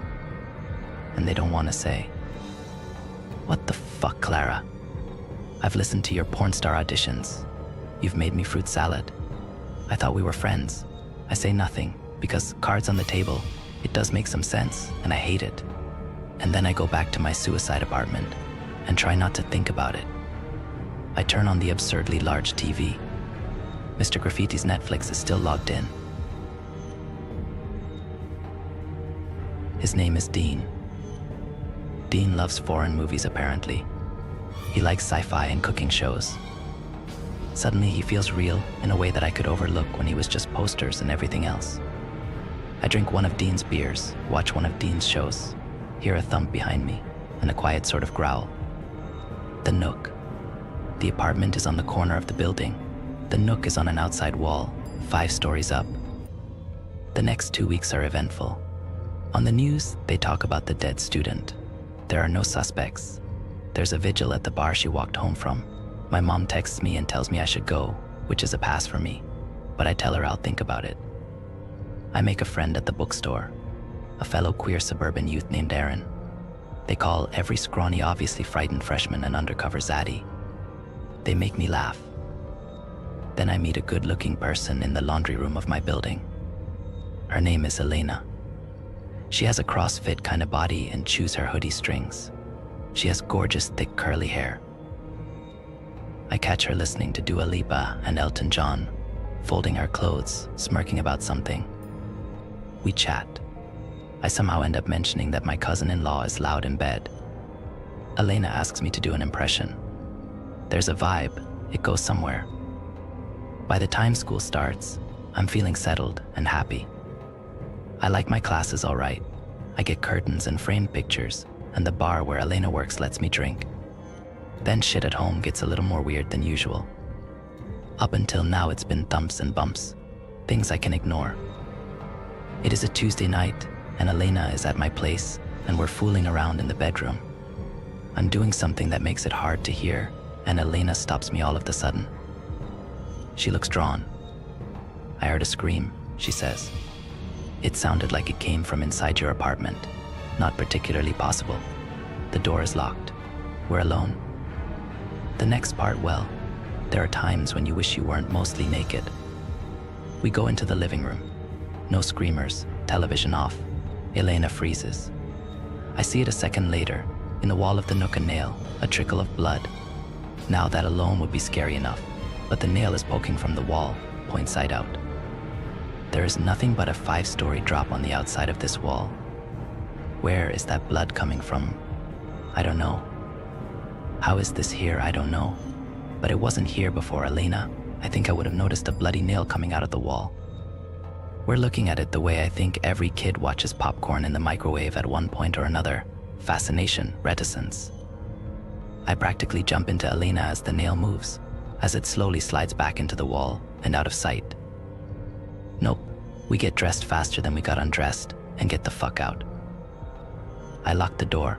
We go to Elena's. We tell the story to Elena's roommate Kristen and Kristen's boyfriend, Breathy, talking over each other. Everyone agrees that my apartment is probably haunted. Kristen insists that we have a seance. She has a perfect sounds cabinet. Sure. The coming Friday is the 13th, which I don't know why that seems like a good idea, but Kristen gets excited. "What's your apartment?" she asks. I tell her 504. "Wait, Dean's place?" "What?" So apparently Dean and Kristen know each other from their grad program. They studied together on occasion. He's smart. Fucking brilliant in a way that necessitates a bit of normalcy. He tells terrible jokes and unwinds with a huge TV and cheap beer.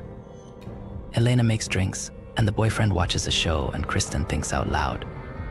I wonder if he left because ... she stands and paces. "You know that girl from the news? The dead woman. The victim, student person. The one who should have made it home." Kristen says the student knew Dean too. They'd gone on a few dates. Maybe more.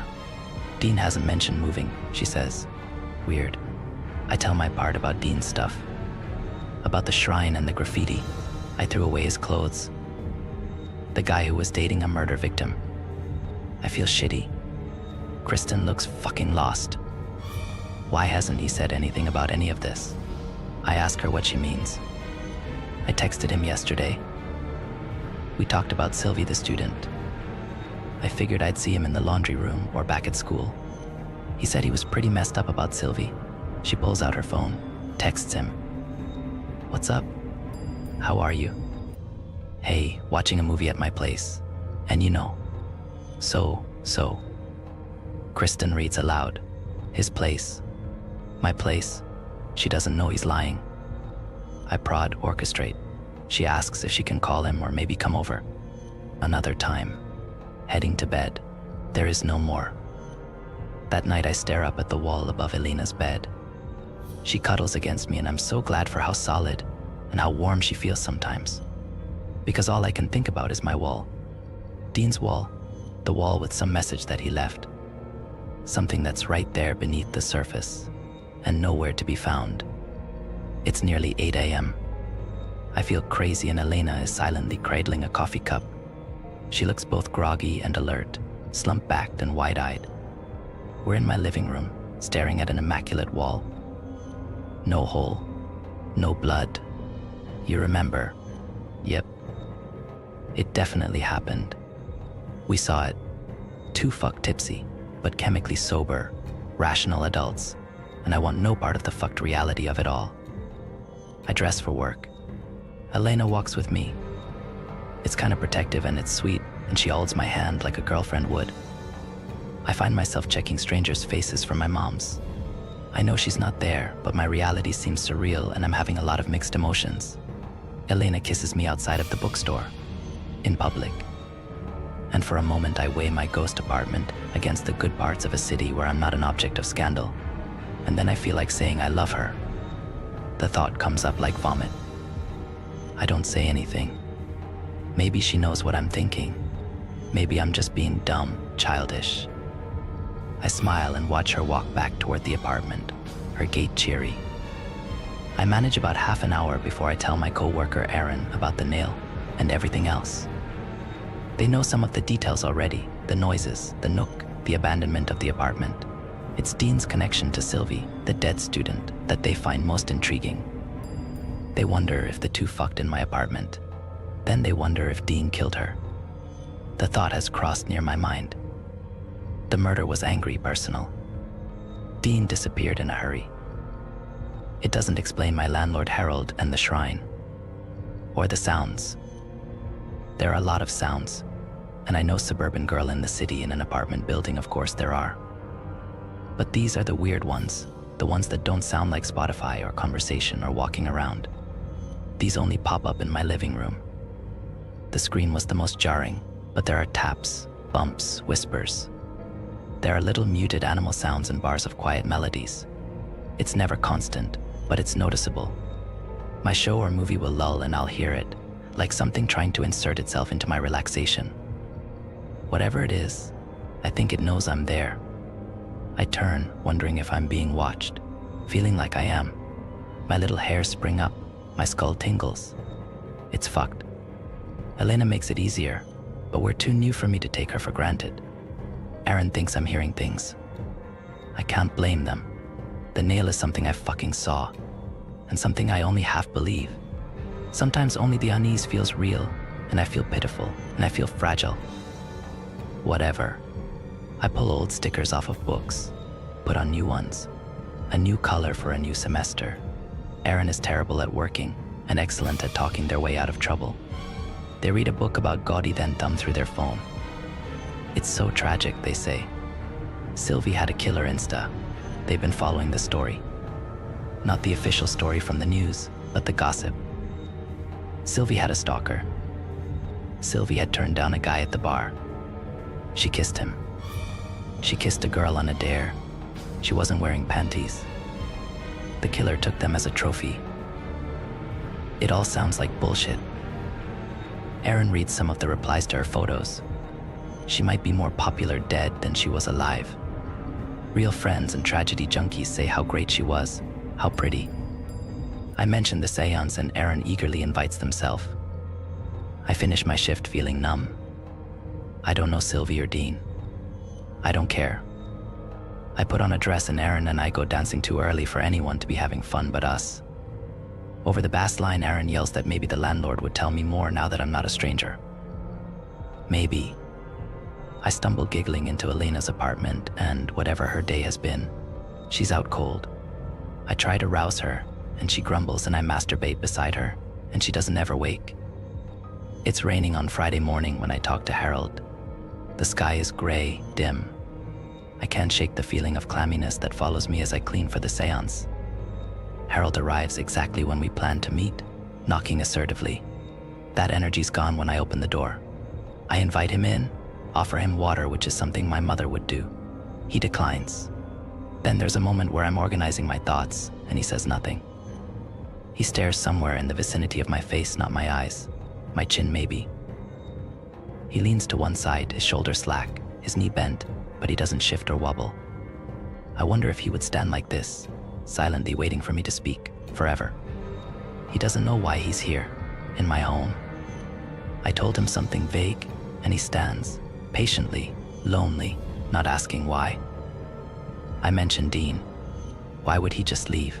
Then Sylvie. They were dating. She was killed. Harold shakes his head in a way that says a tragic loss. Did you ever see her? I ask. He hums, says he sees too many kids. One never makes an impression. He wanders to the wall of the nook, brushes his hand over it. He asks why I haven't put anything on it. No art pictures, he says. I shrug, take the opening, and ask about the graffiti. What did it say? He shakes his head again, and for the first time since he's entered, he seems to actually look around my apartment instead of at nothing in particular. Then he looks at me. The same thing I always find written on that wall. What? Always? Then he's antsy, pacing. He asks if there's a problem with the unit. Is the heat working? The water? Why did I need him? He's very busy. He should have listened to his sister. Shouldn't have come. All we students do is play games and waste people's time. He needs to go. He slams the door behind him. Kristen's Cabernet comes with a tote bag full of candies and a Ouija board and 2 more bottles of Cabernet. Her boyfriend drags politely behind her. Aaron tries to engage the room with a conversation about Saturn and astrology and horrible happenings. Elena checks her phone. She's dressed as a bartender, tank top, tight jeans. Her shift starts in an hour, and her ass looks great, and no one knows how to hold a seance. The gathering turns into every other small college party, drinking, chat, an opinionated debate on a dozen half-conceived topics. Aaron knows a drinking game. The boyfriend talks to Elena about the gym. He's out of his depth and doesn't seem to know it. Elena has a habit of ramping up for a shift by flirting about everything. She'll come home with a pocket full of cash. The candles are flickering by the time she leaves. Some are scented and the room smells confused.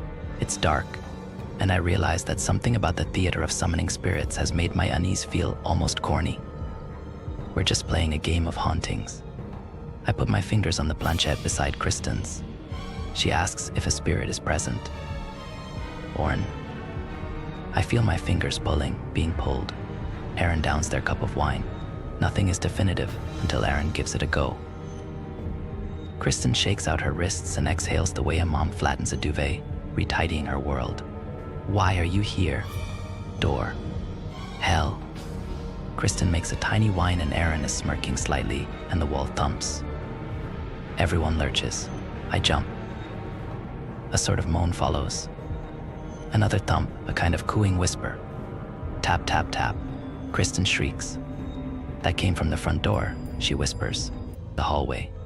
The boyfriend volunteers to check it out. He comes back with a pale, twisted scowl. I'm not opening the door, he says. The landlord is out there just like staring into the peephole. Why is he here? I don't have an answer for that. And I don't want to go to the door, but then I do, and I look through the peephole and see nothing the hallway, and a dark smudge just to the left. I hold my breath and hear someone else's. Harold? Tap, tap. Quiet. You shouldn't have those kids over, he says. The neighbors are complaining about the noise. The rest is conspiratorial whispers and timid swigs. It's short-lived. I go back to Kristen and Elena's, and Elena comes back drunk around 4 a.m. She ebbs and flows in the bed, tosses, tells me she needs to be honest with me about something. She fucked someone else after her shift. A guy. She didn't know him. I'm too tired for anything but sleep.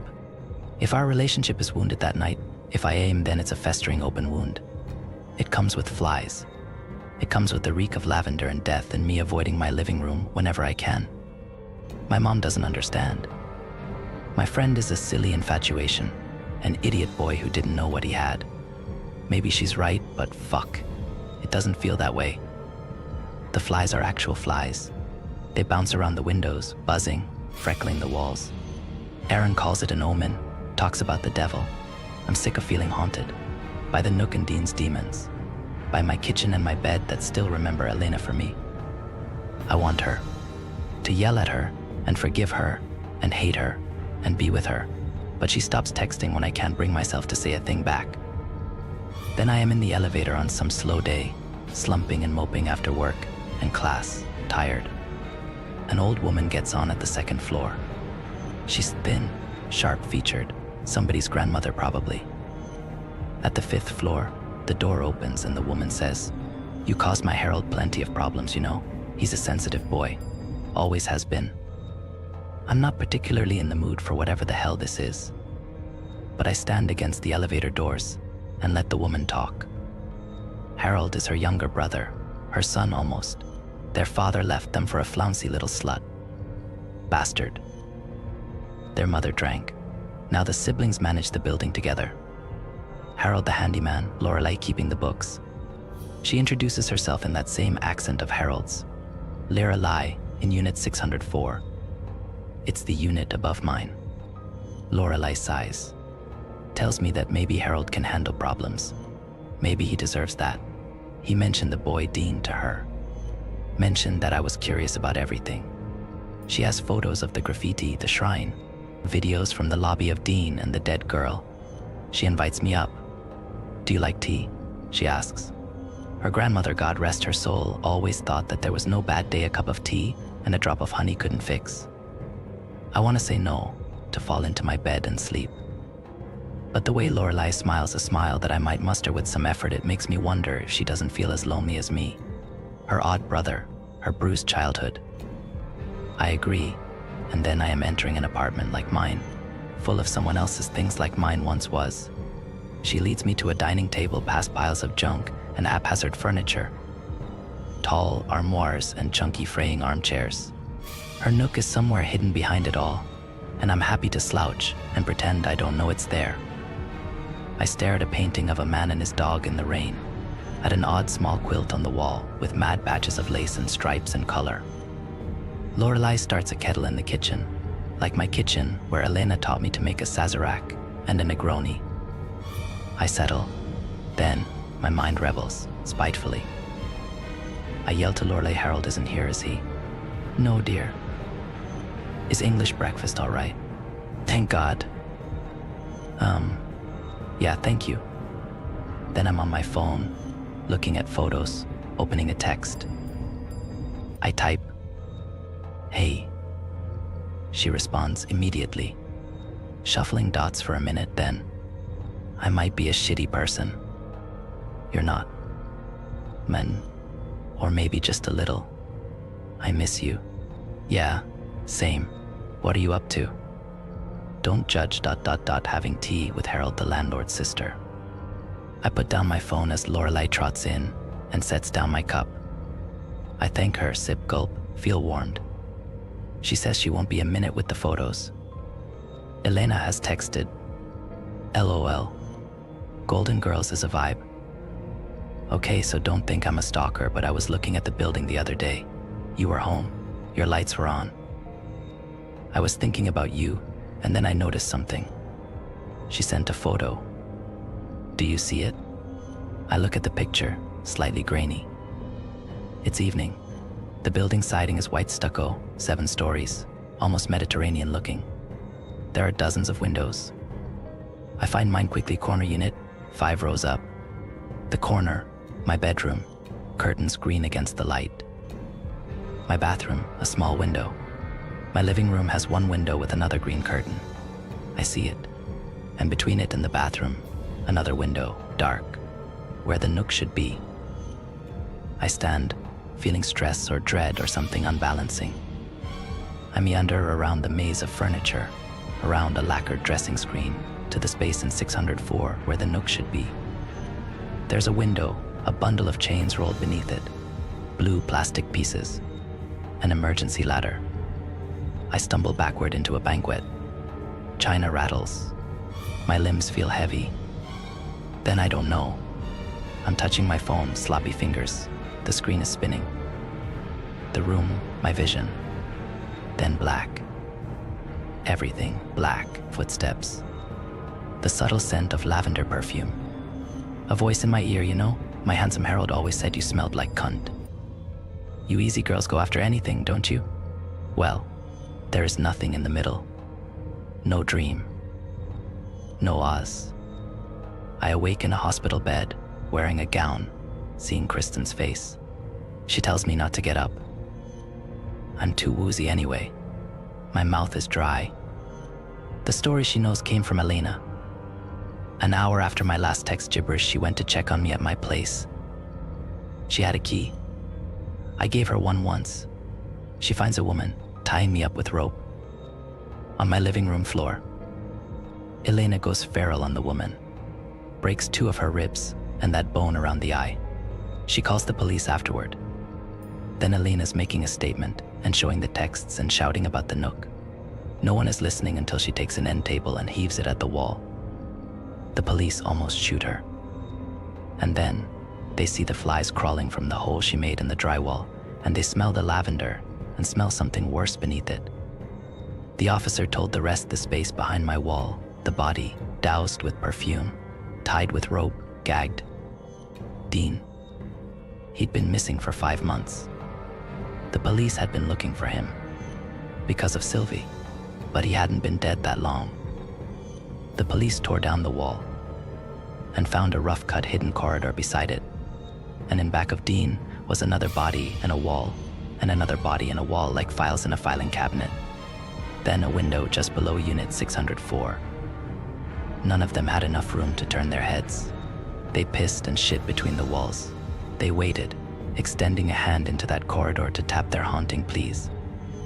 The oldest body had been there for 15 years. All of them were missing persons. College students who up and vanished. A man, a woman, and Dean. And all of them had someone special in their lives. A woman, a man, and Sylvie.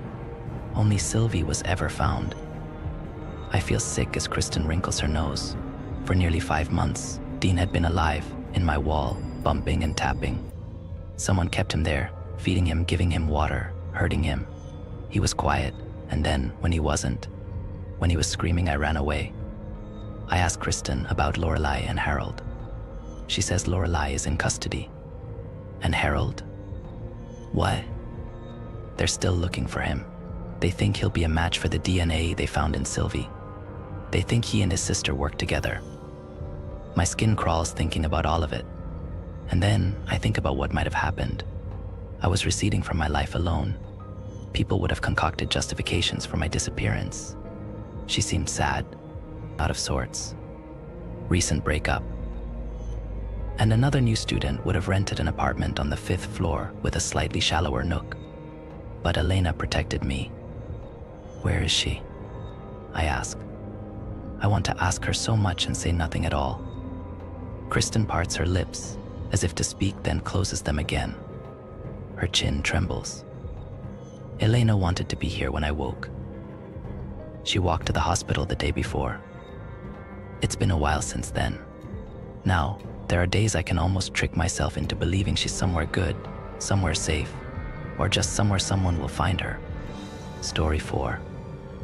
The terrifying note addressed to my 6-year-old son. My wife and I are beside ourselves right now. This is the type of thing you see in the movies, but now it's happening to us. Yesterday evening, a little after 6, my wife and I were in the kitchen cooking dinner when my 6-year-old, almost 7 son Kyle walked in from the back patio. He was holding a folded piece of paper in his hand and had a strange look on his face. My son is constantly drawing and loves to read and write, so this usually wouldn't have stood out to me at all. But he'd just come in from hitting the baseball off the tee and really had no reason to be holding a piece of paper. My son is the type of kid who wears his emotions on his sleeve. When I asked to see the piece of paper, I could tell he didn't really want to give it to me because he flashed his typical "I'm gonna be in trouble if I do" face. I insisted, and he finally handed it over. Here's what it said.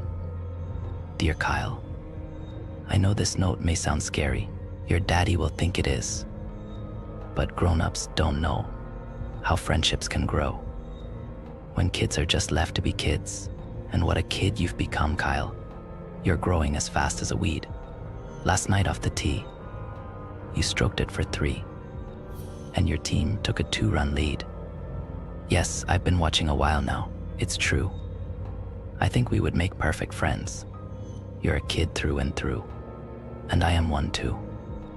Even if just for pretense. The problem I fear is your parents.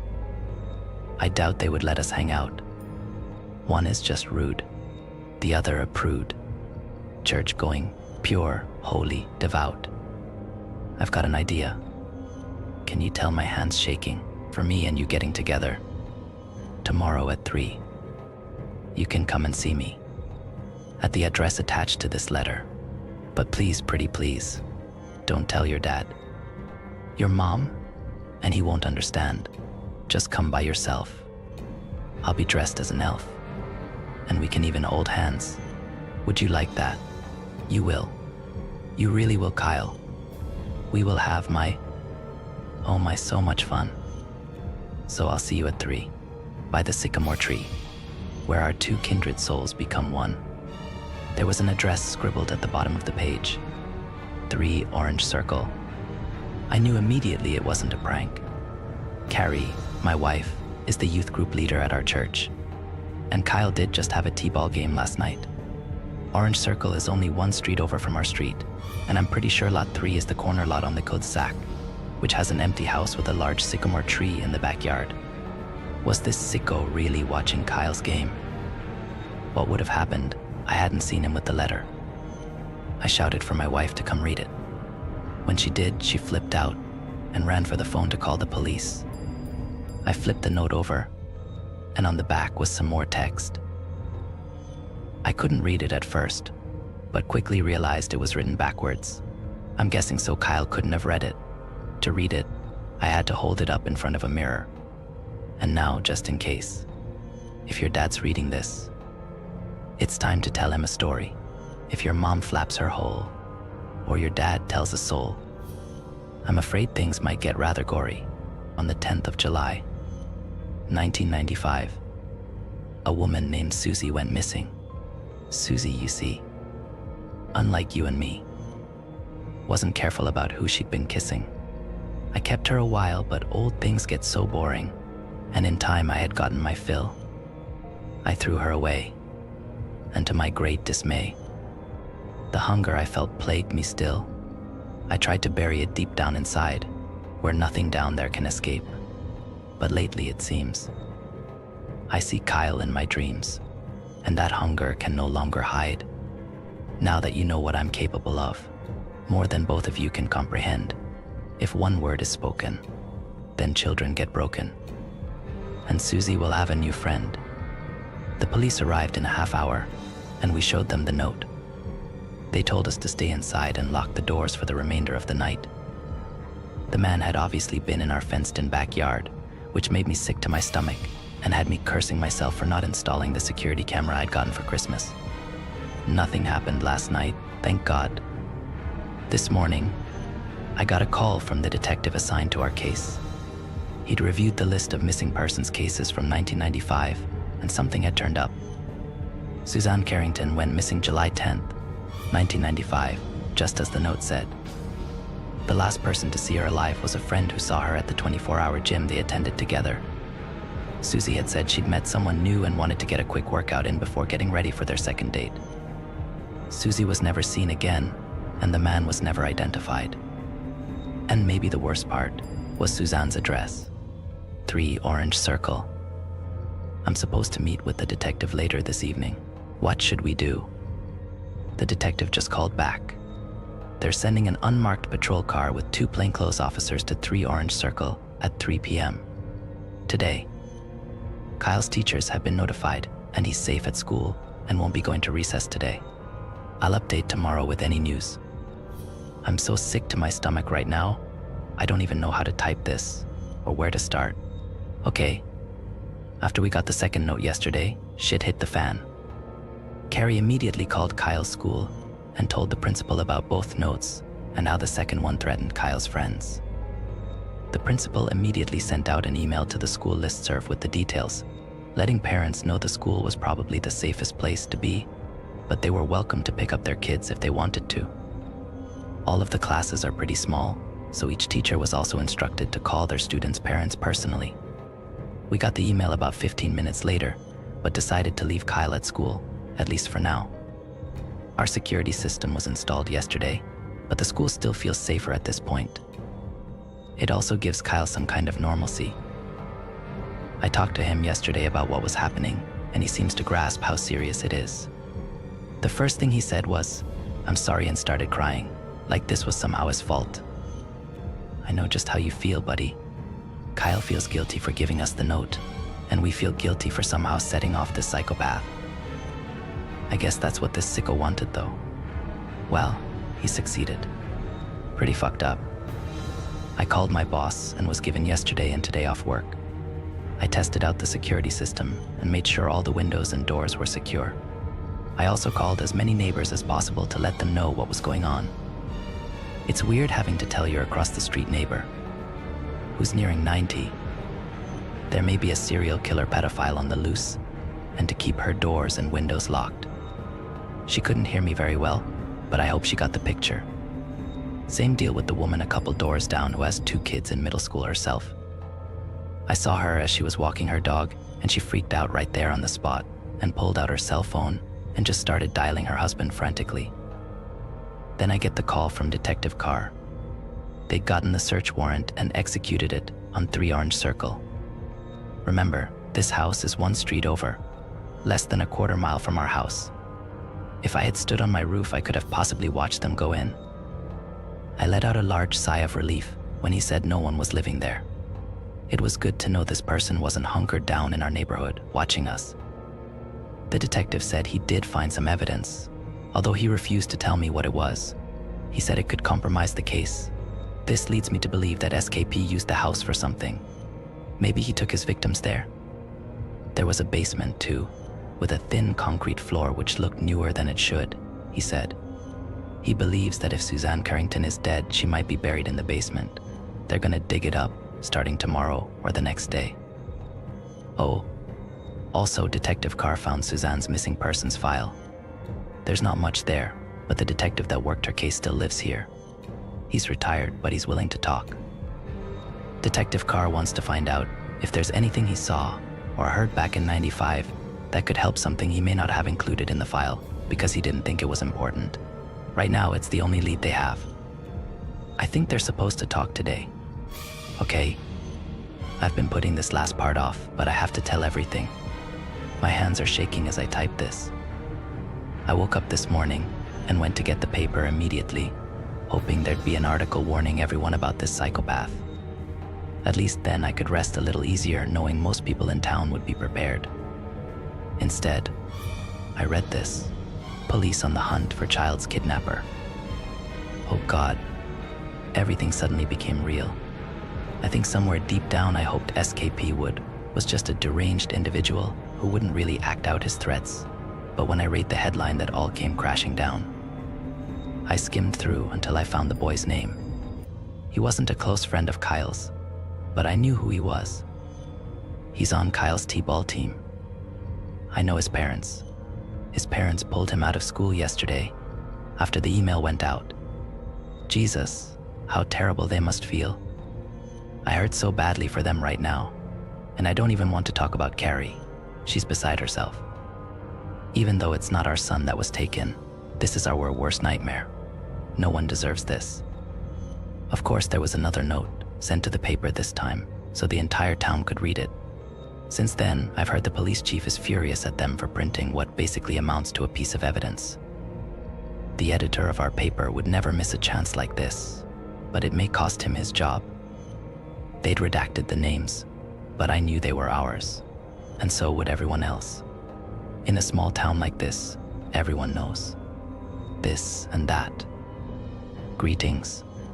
I see you, you don't see me, and now all the others do too. The masks on your faces are broken in places, and the darkness is now shining through. What darkness, you say? Oh, XXXXXX, you know.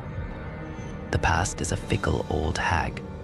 She sneaks up in silence and dishes out violence, wipes the knife on her sleeve like a brag. You couldn't just follow instructions. You pushed me to do this, you know, and now it's your fault. As I open the vault and let all of your dark secrets go. But first, haha, I've got a new toy, and new things always make me grin. I'll wind him up tight when today turns to night, and that's when the fun will begin. Unless, yes, unless, like the one seller once said, you'd rather me not have my fun, I'd consider returning. Young Andrew, who's yearning to break free from his chains and to run. But first, it's truth time. XX, 10 years ago. And I think you know just where I'm going. Remember your ass. Pressed right up to the glass. And the man in the car you were blowing? I just sat there shocked. He's not only trying to scare us, he's trying to ruin our lives. I called Carrie immediately, shaking, and asked her what in God's name he could be talking about. Had she ever cheated on me? She denied everything, of course. She's at work today, but I'm going to have a talk with her when she gets home. I wonder if there's something she isn't telling me, or if this lunatic is just making shit up to hurt us. I can't think about that right now. I just want to find Andrew. And I'm hoping Detective Carr can get in touch with that old detective today. He may be Andrew's only hope. Carrie and I met about 16 years ago, late 2001, I think at a church picnic. I was relatively new to town, so when one of my co-workers asked me to tag along with him on a Sunday afternoon, I took him up on it. I'd always heard churches and supermarkets were the best places to meet wholesome, single women, and that turned out to be right. That afternoon, I met the most beautiful girl I had ever seen. She was standing behind a bowl of fried chicken, her greasy apron reading Union Street Methodist Church, laughing as she doled out legs and thighs and breasts to people's plates. I remember her blonde hair was pulled up in a tight ponytail and swung to the side as she turned her head, like a cheerleader or something. I was hooked from the moment I saw her. After lunch, I struck up a conversation with her, and we hit it off immediately. We started dating soon after, and were married in October of 2002. That was the best day of my life. The second best was the day Kyle was born. Reading the note that Psycho sent to the paper tore my heart in two. My first thought was, not my Carrie. Even though she denied ever cheating on me, I couldn't get the image of my wife of 15 years in a car with some other guy doing that, no less out of my head. By the time she got home last night, I was angry, seething actually. As soon as she stepped through the door, I confronted her, the newspaper clutched in my hand. Me, why weren't you answering your texts? Carrie, sorry babe, I got busy. You know how my boss is. I can't have my phone out while I'm working. Me, you've always been able to text before. What's going on? The look on her face told me everything. She wasn't a good liar and I could tell something was up. For some reason, this made me less angry. She looked hurt. Carrie, nothing, Dean. She wouldn't look at me. She moved into the living room where Kyle was, watching TV, and told him to go to his room. She started randomly picking up things off the couch like she was cleaning. Me, I know that look, you're a terrible liar. Babe, please, Andrew is missing, and this psycho has him. If any part of that letter is true, you have to tell me. Whatever it is, we'll get through it. It felt like a lie, hot and searing in my throat, but I said it anyway. She stared at me, tears welling in her eyes, and then she just broke down. She crumpled onto the couch and sat there with her head in her hands, sobbing. I sat down beside her and rubbed her back. Me, Carrie, it's okay. My heart was thumping out of my chest at this point. It's such a terrible feeling to know you may be seconds away from hearing something that can never be taken back, and might change everything. Carrie, between sobs, I didn't think it had anything to do with this. Me, what? What is it? Just tell me. Carrie, I swear, it was a mistake. I never meant for it to happen. Me, just tell me, Carrie, please. Carrie, she wiped the mascara off her face. It was that weekend you were out of town with some of your friends. Camping, I think. It was so long ago. 8 or 9 years. Me, I remember. I'd gotten together with some college buddies, which didn't happen very often. We hadn't made it back until late Sunday night. Carrie, me, and the girls went to the bar that Friday night. I swear, I didn't think I drank that much. I had a couple beers, I think, but no liquor and no shots. And there was this guy there, and me, and what, Carrie? Carrie, she looked at me, finally, don't make me say it. Me, it's true. Carrie, oh God, I'm so sorry. I remember sitting at the bar next to Jenny, and a guy coming up and talking to us. Next thing I remember is sitting in his car in that parking lot by the river. I couldn't remember how I got there. I was so ashamed, I swear. We didn't have sex, he wanted to. But I said no. Me, I'm tearing up by this point, holding back anger. Just some random guy? In a parking lot? Jesus Christ, I'm trying to understand, Carrie. Carrie, I know it doesn't make any sense. I don't know what happened, I've never done anything like that before. And no, not random. That's the fucked up part about all of this. I met him at the church.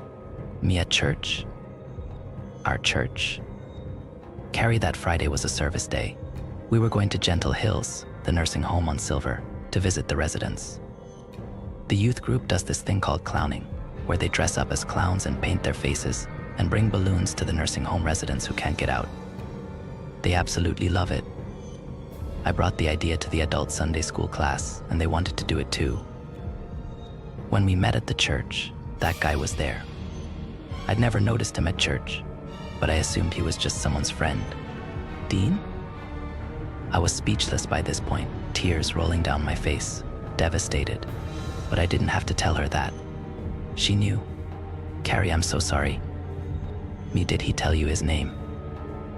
Carrie Ray, I think. She sniffled. If he told me his last name, I don't remember. Dean, I know what you're thinking. It couldn't be the same guy. He was just a normal guy. Jeans, button-down shirt, clean cut. He seemed pretty drunk, but otherwise he seemed normal. I think he said he was an accountant. He did make some joke about us making good-looking children together, but I just chalked it up to him trying to tell me I was pretty. I think I joked about not wanting to ever have kids. That was obviously before we had Kyle. Maybe this psycho saw us somehow? Maybe he was out there by the river. I don't know. Have you seen this guy since then? She looked like she didn't want to answer. Carrie? Eerie, he called me. The next day. I guess I'd given him my number. He said he wanted to see me again, that he was in love with me. I was so ashamed, I didn't know what to say. I just hung the phone up on him, blocked his number. I swear, I never saw him again. I just wanted to forget about it. Never. Carrie, I haven't seen or heard from him since. I swear to God. She turned to face me. Dean, I'm so sorry. I don't have any excuse for what happened. I guess I drank more than I should have, and I made a terrible mistake. I know I've ruined everything. And now all this with the kids. Please, babe. I got up right then and left her on the couch, sobbing. If I would have said anything, it would have been, it's over, but I couldn't bring myself to say that either. I loved Carrie. Still do. But I knew I had to get away from her for a little while at least. I blamed her for not telling me about what happened as soon as we got the first note from Kyle, even though there really was no reason for her to think the two things were related. I went into Kyle's room and sat down on his bed. He was on the floor playing with some figurines. When he saw me sit down, he looked up and asked me if the bad man was coming to get him. Is that why Mommy's crying?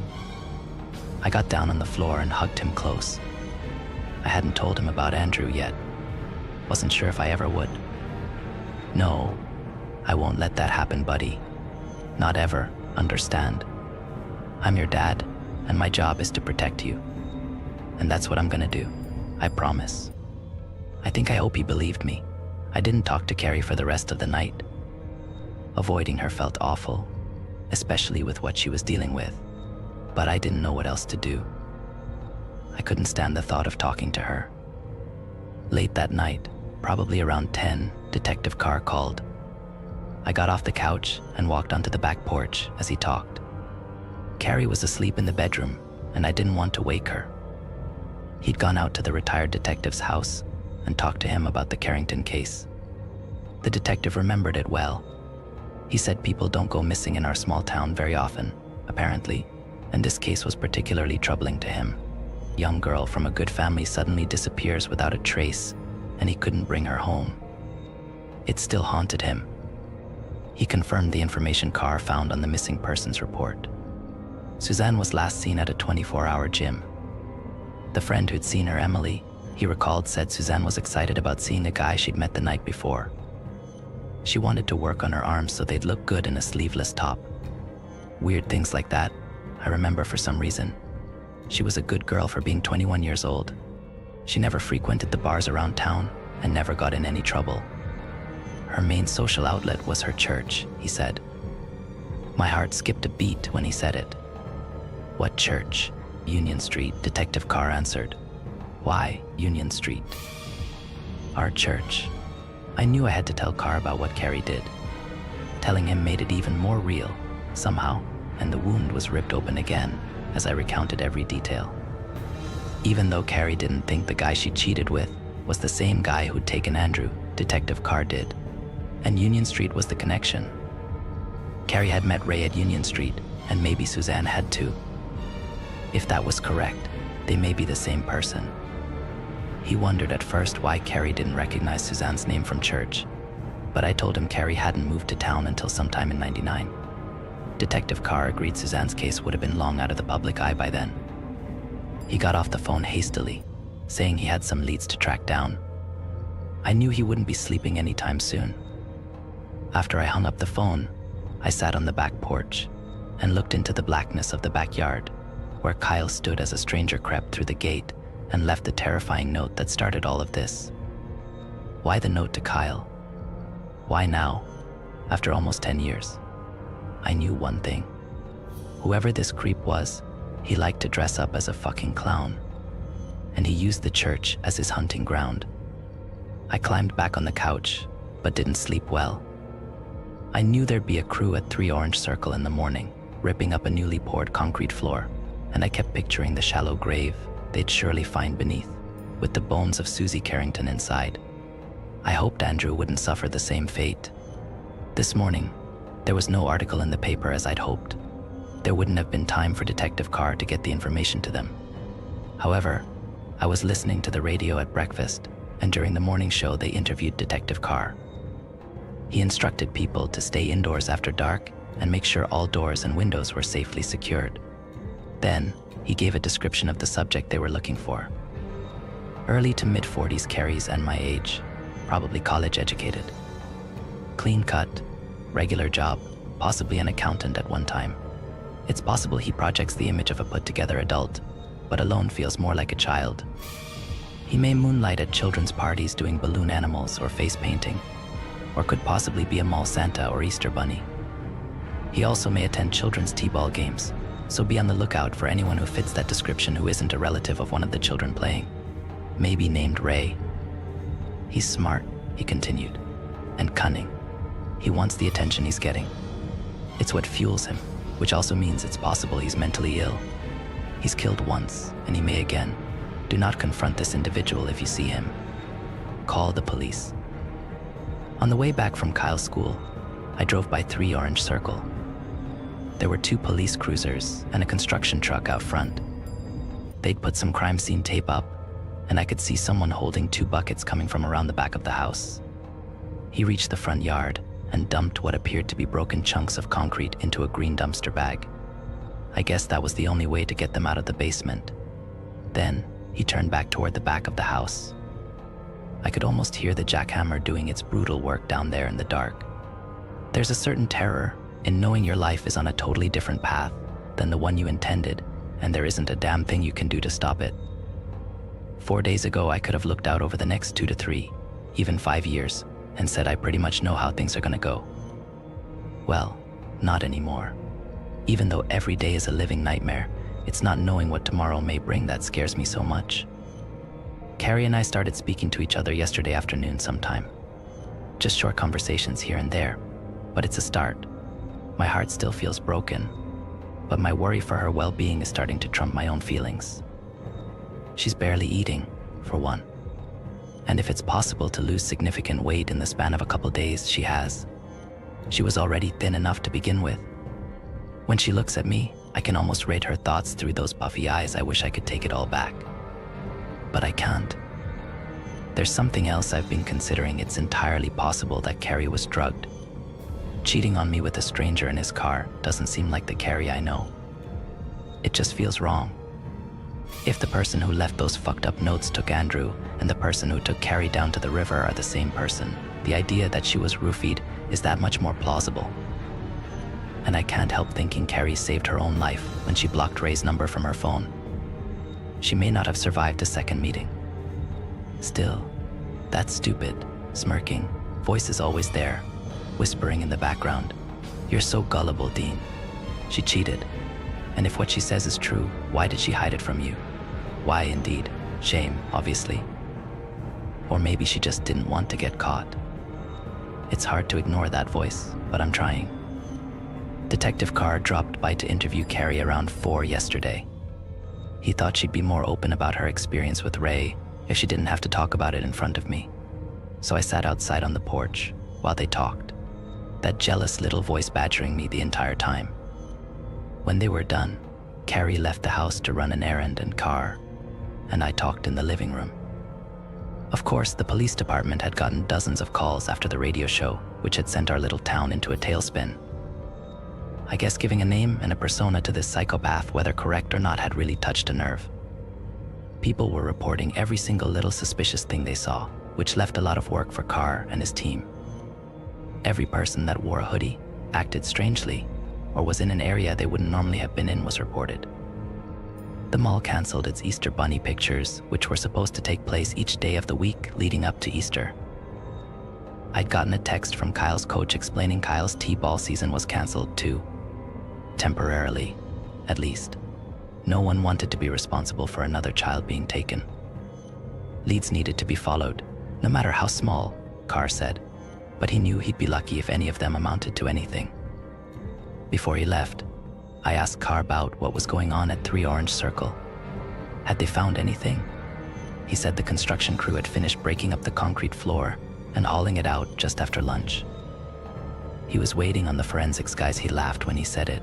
It was really just 2 police officers with some special training in collecting evidence to get over there and start digging. Even though he'd already refused to share it with me, I pressed him again about the evidence he'd found. He looked like he was mulling it over in his mind, then told me he could show me one thing. He retrieved his phone from his pocket, flipped through some pictures, and held the phone up to my face. The picture on the screen showed a Polaroid photograph laying on a scuffed wooden floor. The lighting was dim, so it was a little hard to see. For a split second, I thought it was a picture of Carrie. The blonde hair, pulled back tightly like a cheerleader's, was almost identical. Then I realized who it was. Suzanne Carrington, Carr offered. Then, when he saw my face, yes, I see the similarity. When I asked whether he thought this was all about Carrie the entire time, he shrugged. I'm not sure about that yet. It's an odd coincidence, if not. I thought he may agree to show me what else he'd found, but he demurred, glancing at his watch. I've been here too long as it is. Every minute is precious when you have a child missing. A little after he left, I got a text message. It was from Ryan, a friend of mine whose son played on Kyle's T-ball team. I'd kept him up to date on what was happening. Thought you might want to see this, the text read. Below the message was a screenshot of a text message Ryan had received from Andrew's dad. It said, "What the fuck does this mean?" A picture of a note was attached below it. I'm going to keep this short and sweet, before things get too scary, if you want to know why. I chose Andrew to die. You better ask Dean and Carrie. I felt like throwing up. Who did this sick fuck think he was? It wasn't enough to terrorize us, now he wanted to turn the entire community against us. I had no idea why he chose Andrew. The only thing I did know or think I knew, especially after seeing the picture of Suzanne that looked identical to Carrie, was that this was never about Kyle. Or Andrew. Not really. It seemed like he was targeting Carrie the entire time. Actually, one other thing was certain: he wanted to destroy our reputation in the community. That's why he had left that note for Andrew's dad. I knew the picture would make the rounds, and Carrie's and my name would be dragged through the mud. No doubt. But then, that voice was at it again. Gullible. Sucker. What if it's more than that? When Carrie got back from her errand, I showed her the picture. Me, any idea what this means? Is there something you're not telling me? Carrie, eyes wide and pleading, "No, Dean. I swear to God, I have no idea what this means." She grabbed my phone and read the note again. He's sick. That's what it is. He's sick and he's trying to destroy us. Me, well, he was telling the truth in the last note. Why lie in this one? Carrie, she grabbed my arm. It was the first time we'd touched since the day before. I have a lot of groveling to do. I get that. But please, if you're ever trusted me, if you have any love for me left, any single solitary little bit, believe me now. Please, believe me, I don't know what this means. She held my eyes with hers, and in that moment, I believed her. The little voice was silent. I dropped the phone in frustration. Me, what are we going to do? Carrie, I don't know, Dean. I just hope Andrew is okay. Do you think they'll find him? Me, that reminded me of something. Oh, tomorrow at church, will you ask Glenda in the front office if you can look at the church's membership records? I assume Detective Carr will be by there, now that he's talked to you, but maybe we can get a head start on it. I want to see if there's a Ray listed anywhere. Carrie, okay. Are you going with me? Me, I don't think so. I don't feel very close to God right now. She looked like the words hurt her, but she also looked like she understood. This morning, Carrie went to Union Street and met Glenda before Sunday school. The church didn't keep any digital membership records, but Glenda did find a box with all of the membership bulletins for the last 10 years. The kind with each member's picture and their name underneath. When Carrie called, her words were dripping with disappointment. She couldn't find anyone named Ray or Raymond. She asked Glenda to make a copy of each of them for Detective Carr and said he'd probably be by later to pick them up. While Carrie was at church, I got a call from Ryan. Apparently, a lot of the dads are upset that the entire T-ball season was canceled. I know some of these guys, and you probably know some guys just like them. They have big trucks and guns, and they feel like they could protect their sons just fine if they were allowed to continue this season. I sort of agree with them, deep down, but I also understand it's better to be cautious. Andrew was taken right out from under his dad's nose, after all. Ryan isn't as bad as some of them, but he also agrees that this psychopath wouldn't make a move out in the open like that. So, they were supposed to have a practice game today at 1, just to get some of the kids together at the field and let them feel like they're actually getting to play. Full dress, scoreboard, ref, all that.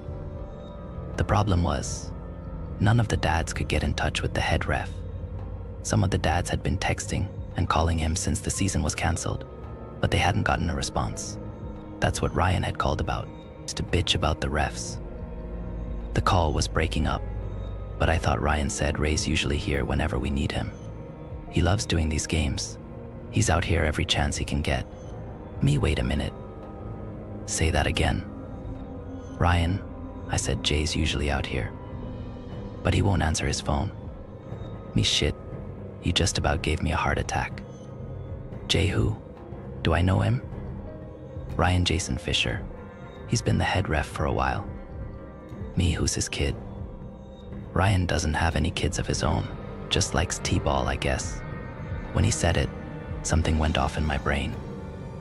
Like a bell tinkling. Me, how old is Jay?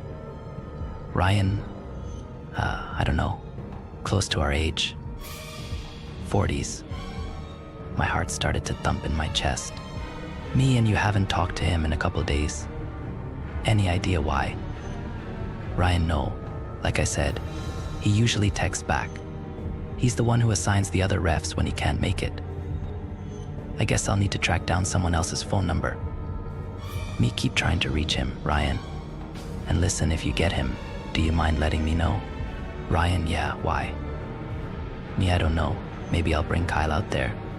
Ryan, really? I thought you said. Me, just let me know, okay? Ryan, will do. Me, I gotta run. Talk to you later. My hands were clammy as I texted Carrie's phone. Emergency. Please call me back. About 2 minutes later, Carrie called, almost hyperventilating. Carrie, what's wrong? What happened? Me, nothing. Everything's fine here. I'm sorry I scared you. She breathed a sigh of relief. I need you to do something for me, right now. Can you go back to the office? I want you to look for another name. I'll stay on the phone. Carrie, another name? Okay, hold on. I could hear the phone rustling as she hurried down front steps of the church and around to the side door that led into the office area. Okay, I'm here. The copies Glenda left out for the detective are on the desk. Me, Carrie, look for a Jason Fisher. Start in the one farthest back. 2007? Carrie, yes, 07. Jason Fisher. Okay, let me see. I waited. She was breathing heavily, and I could hear her rustling through the pages. Then, she gasped. When she spoke again, her voice had taken on a new quality, like that of a frightened animal. Carrie, oh God, Dean. Oh God. Me what? Carrie, it's him, Dean. It's him. It wasn't Ray. It was Jay. Me, are you sure? Carrie, yes, I'm sure. I don't remember a lot, but I'll never forget those eyes. Me, he's a T-ball ref, Carrie. He took Andrew. I know it. Carrie, no. Oh my God. I missed Kyle's first game, but I was there for the second. Why didn't I recognize him? Me, I don't know. But I actually spoke to him. During Kyle's first game, he hit a grounder to the shortstop, and the ref called him out at first when he was clearly safe. It was a bad call. Everyone said so. And I let him know that. God, that's why he said I was rude. Carrie, it's not your fault, Dean. Me, I gotta call Carr. I love you. Bye. I hung up before she responded, then dialed Carr's phone. As it rang, I thought, hold on, Andrew. Just a little longer. Carr picked up on the third ring. Me, it's Jay, not Ray. Carr, wait, slow down. Me, I took a deep breath, Carrie, looked at the church membership bulletin from 07. She recognized Jason Fisher as the guy from 10 years GO ... when she. Carr, okay.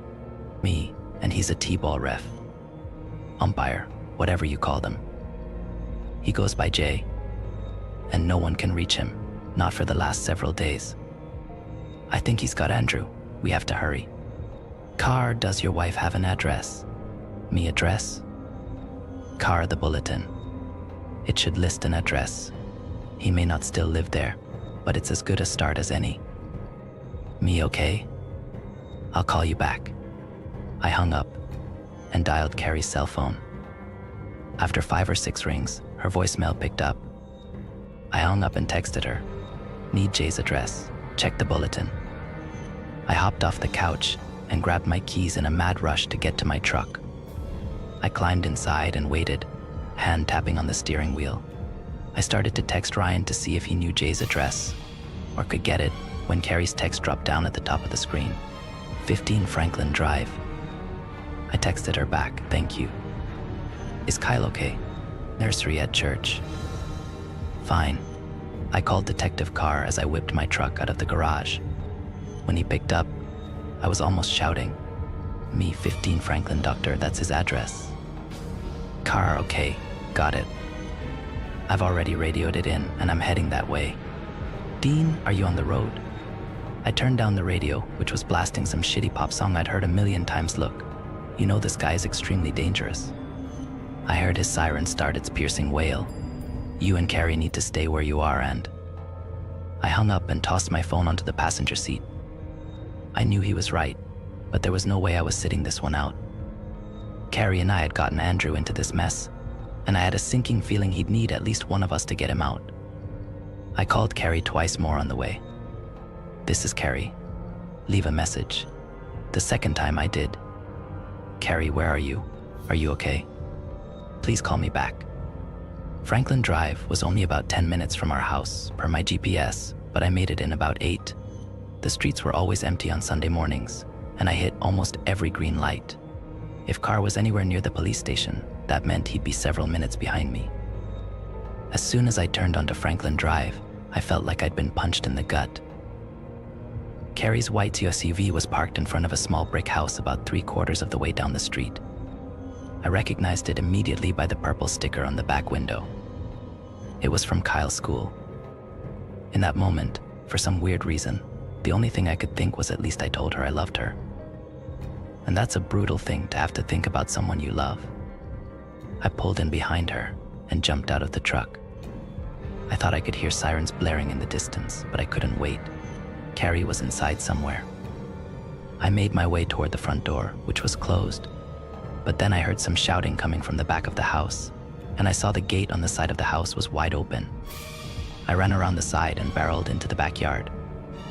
Jay was standing in the center of the yard, but he didn't quite look how I expected. He was tall, over 6 feet, and had a baseball cap pulled down low over his eyes. The beginning of a wispy beard was showing on his jaw and neck, and the hint of a belly protruded through the bottom of his one-size-too-small t-shirt. He stood as if his legs could barely hold him up anymore, like a prize fighter after a losing bout. Andrew stood next to him, atop a box which sat on a tall kitchen stool. Duct tape was wrapped around both his eyes and mouth. He was standing perfectly still, hands at his sides, as Jay screamed at Carrie to stay back. There was a noose around Andrew's neck, tied to the branch of a sycamore tree, which hung many feet above his head. Carrie was standing in front of me, and to the left, still in her dress from church. It billowed in the breeze around her thin frame. When Jay saw me, he narrowed his eyes. "Jay, I wondered when you'd show up, Diano. Such a rude one you are. Didn't your mother tell you that wasn't nice?" Carrie glanced back at me, but kept her body turned toward the threat in front of her. She mouthed, "I'm sorry," before swinging her head back around. "Me, just let him go, Jay." I held my empty hands up. "I'm sorry for being rude. No one needs to get hurt. Jay, no one needs to get hurt. It's too late for that, bucko." "Carrie, what do you want?" "Jay, you Carrie. It was always you." "Carrie, why the note to the paper then? Surely there was a better way to have me. Instead, you ruined me. And you outed yourself, Jay, because you lied to me. And I didn't want you to lie anymore.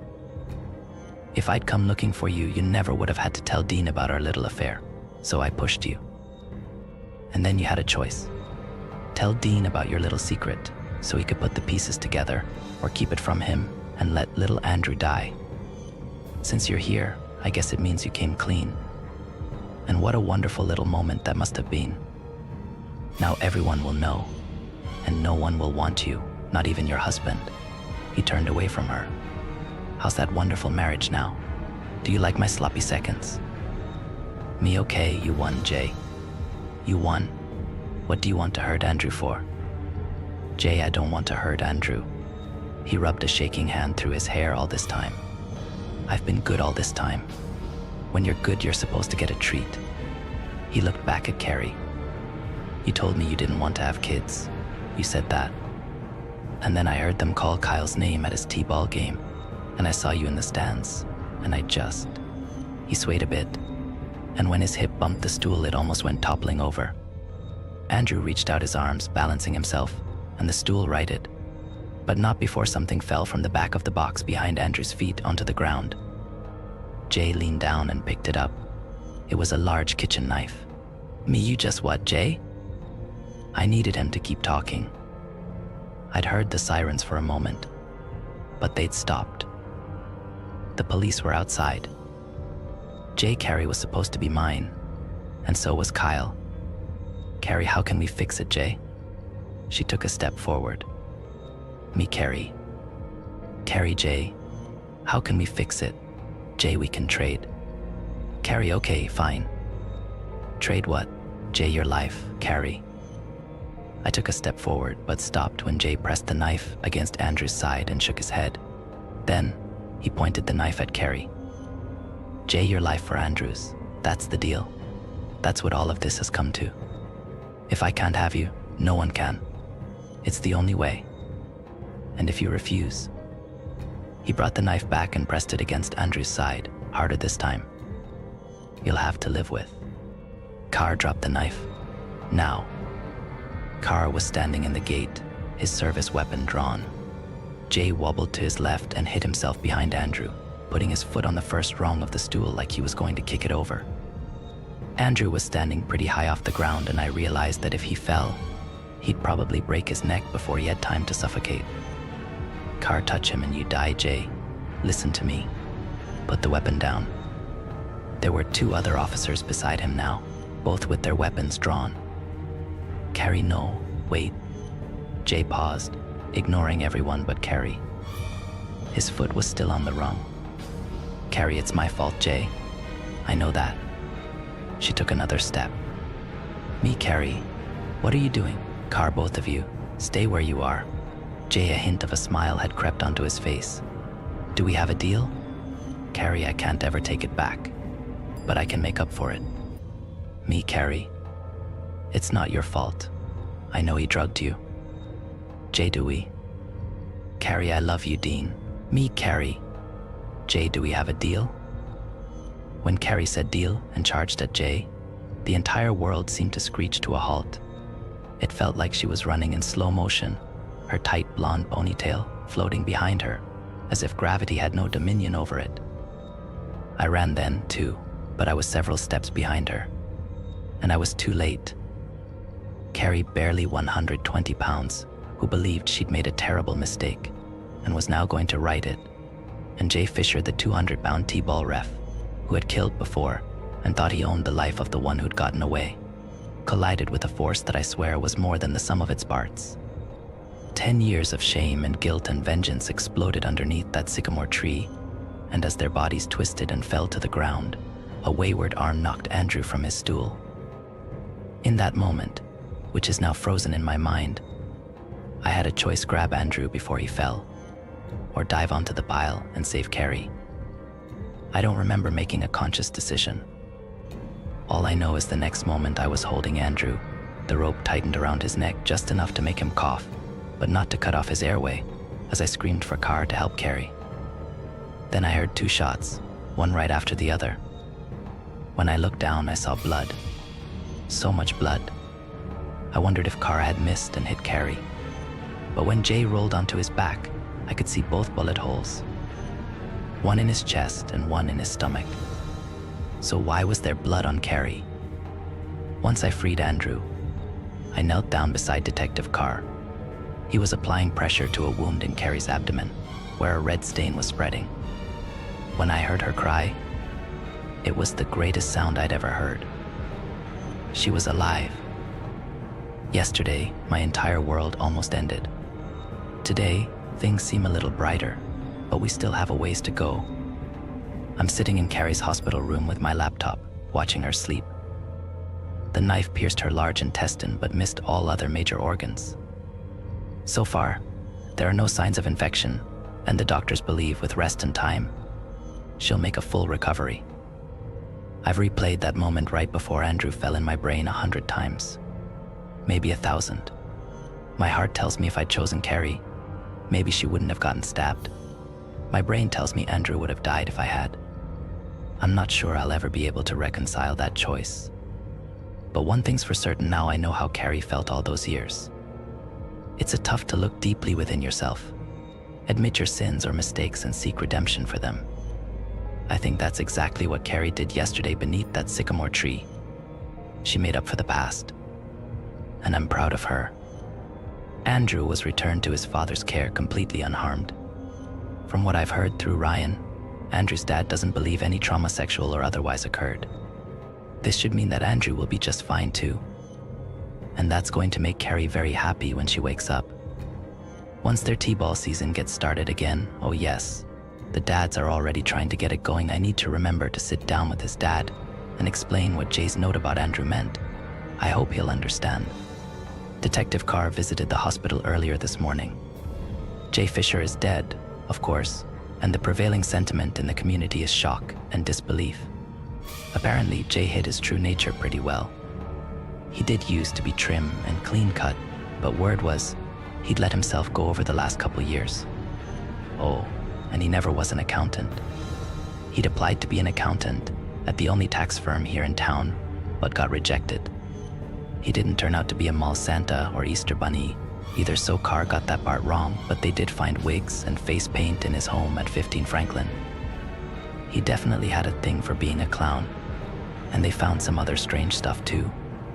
Other poems, just like the ones written to us, except about other people. Some written on paper, some in the white space of magazine pages, and some even on the walls. Carr's checking into the ones that contain first names and other identifying information, but I doubt I'll be privy to what he finds out. If I do, I'll let you know. We talked about 3 Orange Circle too. Turns out there was a body buried down there, in a shallow grave about 2 feet deep. Only problem was, it wasn't Suzanne Carrington. Carr chuckled after he broke the news, and he saw my face. but I knew it wasn't mirth behind his smile. It was bewilderment. In a town like ours, you rarely come across monsters like this. For some reason, they gravitate to more highly populated areas, I guess so they can blend in with the crowd. I asked him how they knew it wasn't her. Turns out, Susie had fractured her left arm pretty badly cheerleading in junior high. Her dad, who Carr said he'd called, although he hated to, asking for any features he could use to identify her, thought it was her ulna. I didn't need those records though, Carr told me. When someone gets a bad fracture, it leaves a mark when it heals, like a scar on the bone. Whoever was buried down there in the basement had never broken either arm. I asked him whether he thought Jay was the one who killed the woman. It was a woman, Carr said. You could tell by the shape of the pelvis, and whether he thought he'd ever find out what happened to poor Susie. And Carr said we'll try to identify the bones. But we'll probably never hear the whole truth now that Jay's dead. And maybe that's for the best. Who knows how many people Jay Fisher terrorized, or how many he killed? There will be an investigation, and people will wonder, how did we miss this monster? Living right under our noses. And maybe there will even be some answers, despite what Carr thinks. But I think most of them are buried in the dirt with Jay. Thank you from the bottom of my heart for all your help and advice. Carrie, Kyle, and I will have scars from this. Not on the bone, like Susie, but deeper. And after Carrie wakes up and gets back to her normal self, I'll think we'll all be able to go on, despite them. Story 5. I know why so many people go missing from national parks. I don't know why I went to Mount Rainier. I know what I went to Mount Rainier for, but to this day I don't really know why I felt so compelled to go. I've always been obsessively curious. I think that's probably the best way to describe it. I get these fascinations for things out of seemingly nowhere, and once that fascination lodges itself in my head, it quickly starts to take over every waking aspect of my life, it seems. Thinking about it turns into reading about it. Reading about it turns into researching it as thoroughly as possible. Research leads to investigation, and the rabbit hole of my obsessions just goes and goes. And then as suddenly as this obsession starts, it's gone. Complete and total disinterest, just like that. Ever since I was a kid, it's been this way. I kind of compare it to an itch, and ultimately the only way to really stop an itch is to scratch it, right? I remember laying on my couch on a rainy off day from work and scrolling through YouTube while I waited for the Domino's guy to drop off some buffalo wings, when a strange title I'd never heard of came up and caught my eye. Missing 411 strange and unexplained disappearances in America's national parks. As soon as I clicked on that video, I knew I'd found my newest obsession. The Dyatlov Pass incident I had been researching for months now was gone and out the window. Hindsight's always 20/20, as the saying goes. I had no idea that I was about to set an unchangeable course that led me to the horrifying reality I was soon to discover. 3 weeks, and probably 100 videos, a handful of ordered books, and an endless scrolling through every forum and internet thread I could get my hands on. And I was still just as enamored with these missing 411s as I'd been when I first clicked on that initial YouTube video. I'd be genuinely surprised if there were a lot of people reading this who didn't know about David Paulides, the missing 411s, and all of confounding mysteriousness that surrounded these matters. But for those who might be out of the loop, I'll do my best to sum it up in few little bullet points for you. Cliff notes or whatever. There have been a disturbingly large number of unexplained disappearances in America's national parks, and by large number I mean 2,000. That's more than everyone in the North Tower on 9/11s. 2,000 people just vanishing in the woods with no explanation whatsoever. A lot of these people are never seen, heard from again. That in its own right is insane given the technologies that we have and the massive searches that are sometimes carried out for these people. But what's even weirder is that the people that are eventually found leave us more questions than answers. Kids go missing and are found miles and miles away from the initial search zone, way further than even top survival experts are able to walk. People's bodies turn up in super obvious areas that have been searched multiple times by search and rescue teams. Search dogs will have a good obvious trail on the missing person and then just lose it. Sometimes all they find are the person's shoes. Sometimes they find the person with no shoes at all. Sometimes the bodies look like they've fallen from a great height, despite there being no high ground to fall off of. Itetse. The number of times military units have been deployed to go and search for missing people is eyebrow-raising to say the least. The military is very effective, but they're not search and rescue. They're trained to seek and destroy, not really search and save. IV. The National Park Service gets very, very sketchy when it comes to any kind of further inquiry. This has led a lot of people to believe that they're covering something up. Now, me being the obsessive person that I am, immediately started trying to sleuth around for some kind of conclusion. What was the overall theory? What did people think was going on here? I guess because the speculation can go on forever. The theories go on forever too. Everything from rich megalomaniacs on hunting trips, aliens, Wendigos and skinwalkers, Bigfoot abductions, parallel universes. The list is truly endless, so many different theories, and as wild as some of them might sound at first. It's beyond eerie how quickly they begin to sound more than rational, and even possible with just a little bit of explanation. But as I poured through the seemingly endless accounts and rumors, there was one theory that hit a stronger chord with me than the rest. Feral people.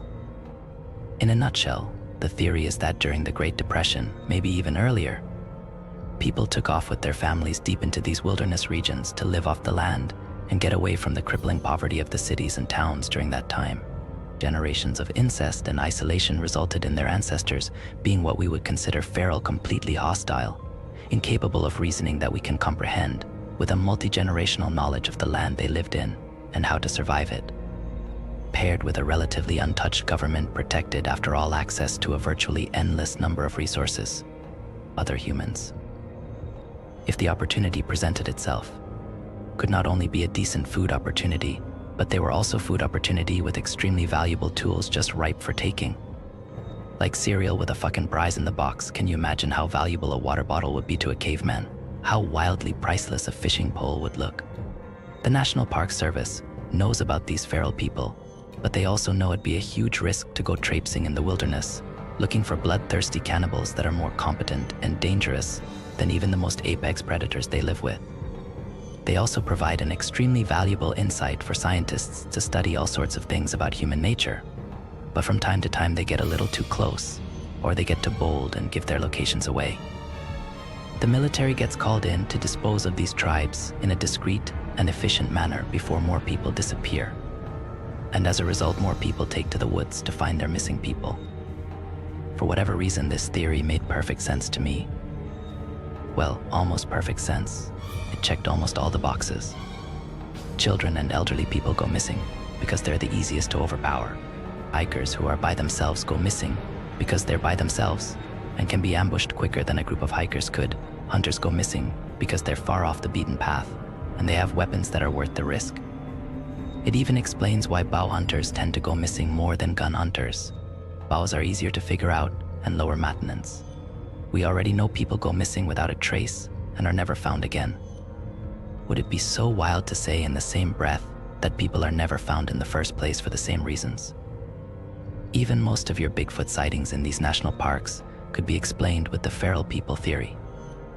Imagine what you would look like if you had never had a haircut, if you'd never taken a shower, or clipped your nails, or combed your hair, or shaved your beard. Throw a Habsburg jaw or a heavy brow in the mix from years of intrafamilial breeding, and you're pretty much the perfect definition of a Sasquatch at that point. But for all the information and cross-examinations that I would read about to seemingly prove this theory, there were admittedly a few glaring loopholes that, with a bit more thought, would very quickly start to pull the whole idea apart. Humans are truly a scourge on this planet. Anywhere we go, we leave a mess. We make smoke from fires. We burn things down accidentally. We cut down trees and leave bones lying all over the place. The very steps we take kill the forest floor, leaving huge patches of dirt wherever we stay for more than a few days. We are hands down the easiest animal to find. Every human that's ever walked the earth inherently believes that the earth is theirs. I guess that manifests even in the most unconscious of ways. Not to mention the scientific probabilities infertility that comes with incest, crippling genetic mutations, etc. For all the positive evidence, I'll be the first to admit there were some serious holes in the theory. So around and around I went with this concept. For months, ruling it in and ruling it out. Until one day I was given what I can only describe as a divine revelation. Like the conspiracy gods took pity on my slow decay into insanity and threw me a nice big bone to chew on. And this one actually had some meat on it. I had fallen asleep on the couch amidst another bout of determined research. YouTube was once again in the background. When I woke up from my nap, I went for the remote when the narrator of the video caught my attention. Missing 411s had rabbit-holed into unexplained mysteries in general, and unexplained mysteries had rabbit-holed into crazy discoveries made by scientists and historians. The narrator was talking about this skull that had been found. The picture of it was posted up for the viewer to see while he talked about it. It was an old weathered-looking skull that had puncture holes in the cranium part. Because of these holes, scientists thought for a long time that this child had been the victim of a human sacrifice. But through a series of discoveries, it was made apparent that this child in actuality had been picked clean off the ground by a crowned eagle. Suddenly it hit me. I sprang out of my seat like a madman as all the pieces began to fall together like an Rubik's Cube that was all but solving itself. Giant fucking eagles. I know. It sounds ridiculous. On the surface, more ridiculous than any other theory brought forward. But like my dad always said, the difference between batshit and guano is the stuff that's inside it, and this was no different. I'm not going to get into every painful detail here, but I do have to point out a few just to show you where I'm coming from here. Eagles eat takeout. They swoop in, snatch and kill their food, fly it back, and eat in the nest. This explains why people go missing and are never found again. They're being looked for somewhere on the forest floor, when they've actually been carried up a mountain and dropped in a nest somewhere. This also explains why the people who are found are way further out than they by all rights should be, and why so many seem to have fallen from a great height. The eagle takes someone who's a little too heavy, takes someone who doesn't die right away and squirms a bit too much, gets spooked or startled and needs to fly faster, and they drop their meal. Eagles are ambush predators. They hang out on a perch, and as soon as they see a tasty snack, they swoop and pin it down, kill it, then swoop back with their newly acquired meal to wherever it is they nest at. This explains why so many lone hikers go missing off a trail. Just like a hunter would babysit a game trail for deer, an eagle babysits a footpath for humans. And speaking of deer, an eagle large enough to swoop up with a human would more than likely have a reliable food source of deer. And there are a crap ton of deer. In Yellowstone alone, there are over 2,000 mule deer running around, and that's just mule deer, and this is the very reason why hunters go missing. If you're out hunting a deer, then chances are you're wearing scents and making deer calls. In other words, you are actively trying to convince deer that you are in fact also a deer, but the same artificial smells and bleats that would attract a nice big 10-point would just as easily be a free food sign for a large bird of prey. This also explains why so many times only aspects of the missing person have been found. Shoes, backpacks, cameras, hiking sticks, bows, etc. Eagles are smart creatures. They probably learned pretty quickly that there's a lot of stuff on these humans that aren't edible. Clothing can be torn through easily enough, but the thicker, more durable stuff gets ripped off and discarded. Like a deer's antlers. The feet are torn off by the ankles and smaller animals eat whatever is left inside. Now, I know if you're reading this, you're probably thinking one glaring thing. Come on, Saint_Circa. You'd think someone would notice giant eagles flying around. But they have. That's why the National Park Service gets so shady when people try to investigate further. They are well aware that there are giant eagles living in the hundreds of miles these national parks reach out to sometimes, and considering eagles only hunt in a roughly 15-20 mile perimeter around their nests, they know exactly where to find them as well. My best guess is that the National Park Service works in tandem with wildlife conservationist groups to keep these endangered animals as secret as possible. But you can't just let giant man-eating eagles fuck each other willy-nilly and fly around eating whatever they want, whenever they feel like. No one's going to go spend money to hang out at a natural park they'll be killed and eaten at. That'd be horrible for business. In comes the military. You see, it's not just the military that's sent out to find these missing people. It's one particularly small, but highly effective section of the military, and that section is the Green Berets. Green Berets have a large set of skills, but two of their main purposes are special reconnaissance and unconventional warfare, and almost all their operations fall under the category of classified. In layman's terms, they specialize in finding things and reporting information on it and killing things in very unique and creative ways, and then of course they're not allowed to talk about any of it. Total secrecy. You think these guys get called out because Tiny Tim got turned around in the woods? Bullshit. The government can't even send a real hazmat team to Palestine, Ohio, when a chemical fire radiates the entire town. No, they go out there when park rangers suspect Tiny Tim got turned into a giant eagle's lunch, and they need the best of the best to identify if that is indeed the case, and take it down, dispose of it properly if it is, and keep their mouths shut about it afterwards. They get sent out when scientists speculate that the giant eagle population has grown too high and is risking compromise. The Green Berets go out and depopulate a bit, keep the population under control, and keep their mouths shut about it afterwards. They get sent out when one dies so they can collect the body for research and keep their mouths shut about it afterwards. I was absolutely sure of it, but even after this certainty cemented itself into everything else I knew to be true, a new dangerous itch began to invade the back of my mind. You can't just know that a house is haunted. You have to actually see the fucking ghost, don't you? I fought it for longer than I thought possible, but within 7 months of watching that first video, I found myself driving to Mount Rainier. I had to complete the experiment. I had to be sure that I was sure that I was sure. How's that song go? The old 80s one, Blinded with Science. Took forever to plan the trip. I'd already been spending weeks studying things about eagles, but now I had to reorient and study how to spot eagles when they hunted, how to watch them without spooking them, etc. But after 4 deep diving months, I had my plan and everything I needed to carry it out. I chose Mount Rainier for 2 reasons.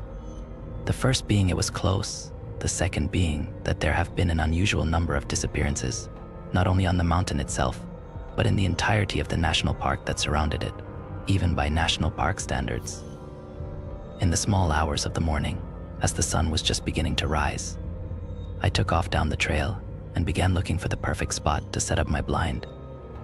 See, normal eagles hang out in big trees or on the sides of cliffs, but my hypothesis was that a giant eagle would probably be hanging out in crevices against cliffs. When something it could eat walked into its radar, it would swoop out and ambush it. About 4 hours into my trip, I found a spot I thought was ideal. A small hilltop with trees, but not too many trees. At the bottom of the hill to my left, a large cliff wall could be seen. To the right was relatively flat land with enough space in between for a large bird to fly through unhindered. And so I waited and waited and waited. For 3 days I sat in that fucking blind, watching the deer, eating cold mares and trying my hardest not to doze off. At the beginning of day 4, however, it would all change. I was just considering leaving. When you're alone in a ramshackle tent, it doesn't take long for your mind to convince you of what an idiot you are. Giant eagles? Come on, Saint_Circa. Look at all the time you've wasted. Why can't you get hooked on something productive? As a big 10-point stepped out of the brush into the area just in front of me, I watched it with a sort of boredom. Deer are cool the first time you see one, but this had to have been the 100th deer in 3 days that I'd seen. And at the end of the day, they're just horses with antlers. They mosey, they eat, they poop and leave. I guess in my boredom, I didn't really notice how quiet the forest had gotten. The deer did, though. It stopped mid-bite and perked its head up, locked rigidly into place with a big mess of grass hanging out of its mouth. And that's when it happened. It was so fast my mind hardly had time to process it. One moment the deer was standing there, and the next it was pinned to the ground. I sat there wide-eyed and in shock from the hidden barrier of my blind. Standing over this thing was the largest animal I had ever seen. Its huge wingspan seemed to stretch endlessly. It had to have been 40 feet from end to end. The forest floor was shaded almost completely as its outstretched wings blotted the sun from the sky. Even without the wings, it was almost too large to comprehend. At least 8 feet off the ground on its two taloned legs, its dinosaur-like eyes gazing emptily into its prey like huge orbs of golden fire. The poor animal let out one bleated scream before the eagle's large beak tore into its neck, sending streams of blood and tissue across the forest floor like something out of a slasher movie. I could hear bones crunching violently even from the distance I was at. Suddenly I realized I had to take a photo. No one would believe it if I didn't show them firsthand. Even then, they'd have probably thought it was just a hoax. Green screens and CGI and Photoshop, all that shit. I raised the lens of my camera towards the creature with shaking hands and snapped a shot. Huge mistake.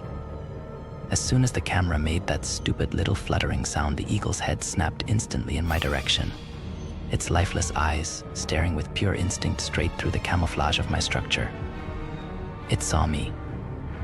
Before I could react, there was a sharp blast of wind. In less than a moment, the entire blind was ripped off of its stakes and thrown into the woods around me.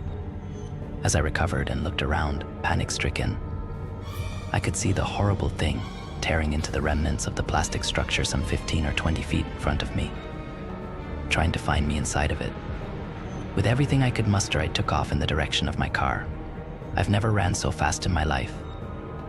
It took a long time to get back to my car, and the few times I stopped to try and catch my breath or dry heave, I was all but sure would result in me being another missing 411 on Mount Rainier.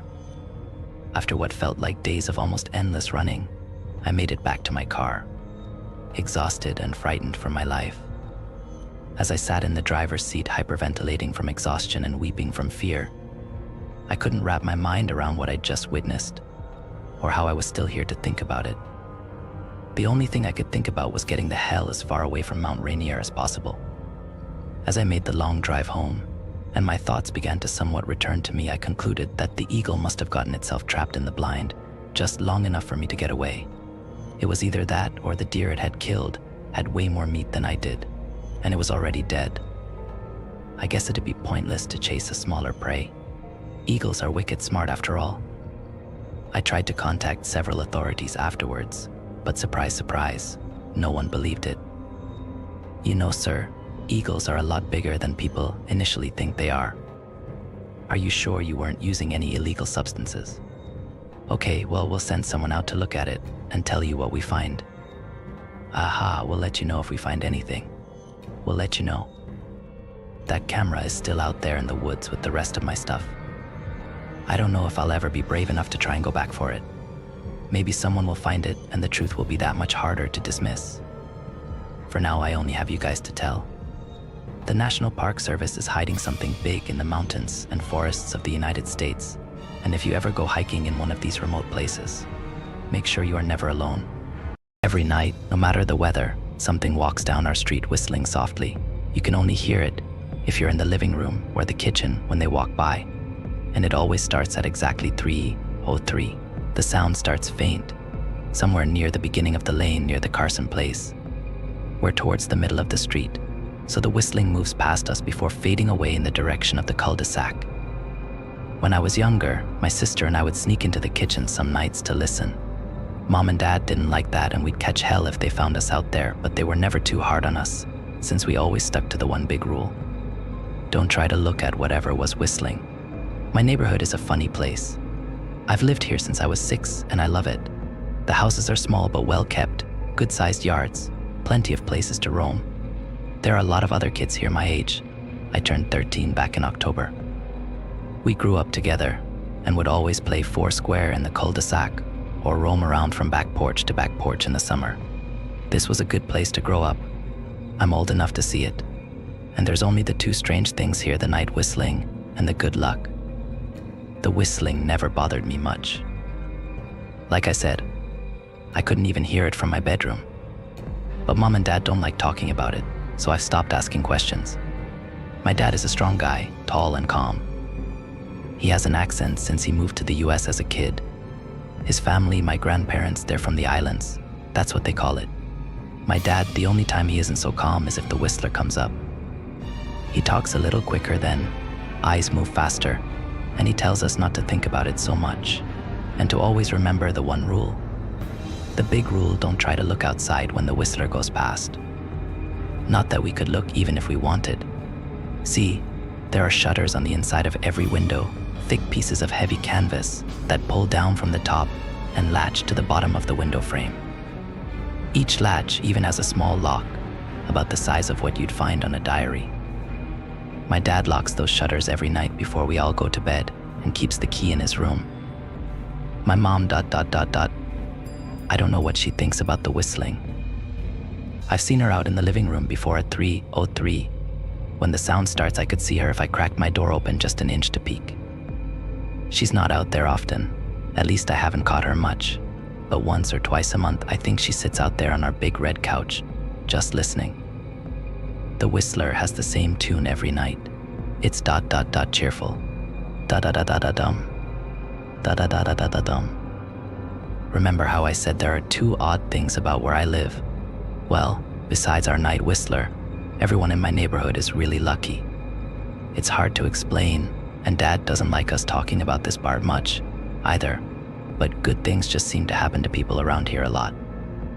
Usually, it's small things, winning a radio contest, or getting an unexpected promotion at work, or finding some arrowheads buried in the yard, you know, the authentic kind. The weather is pretty good and there's no crime and everybody's gardens bloom extra bright in the fall. A million little blessings I've heard my mom say about living here.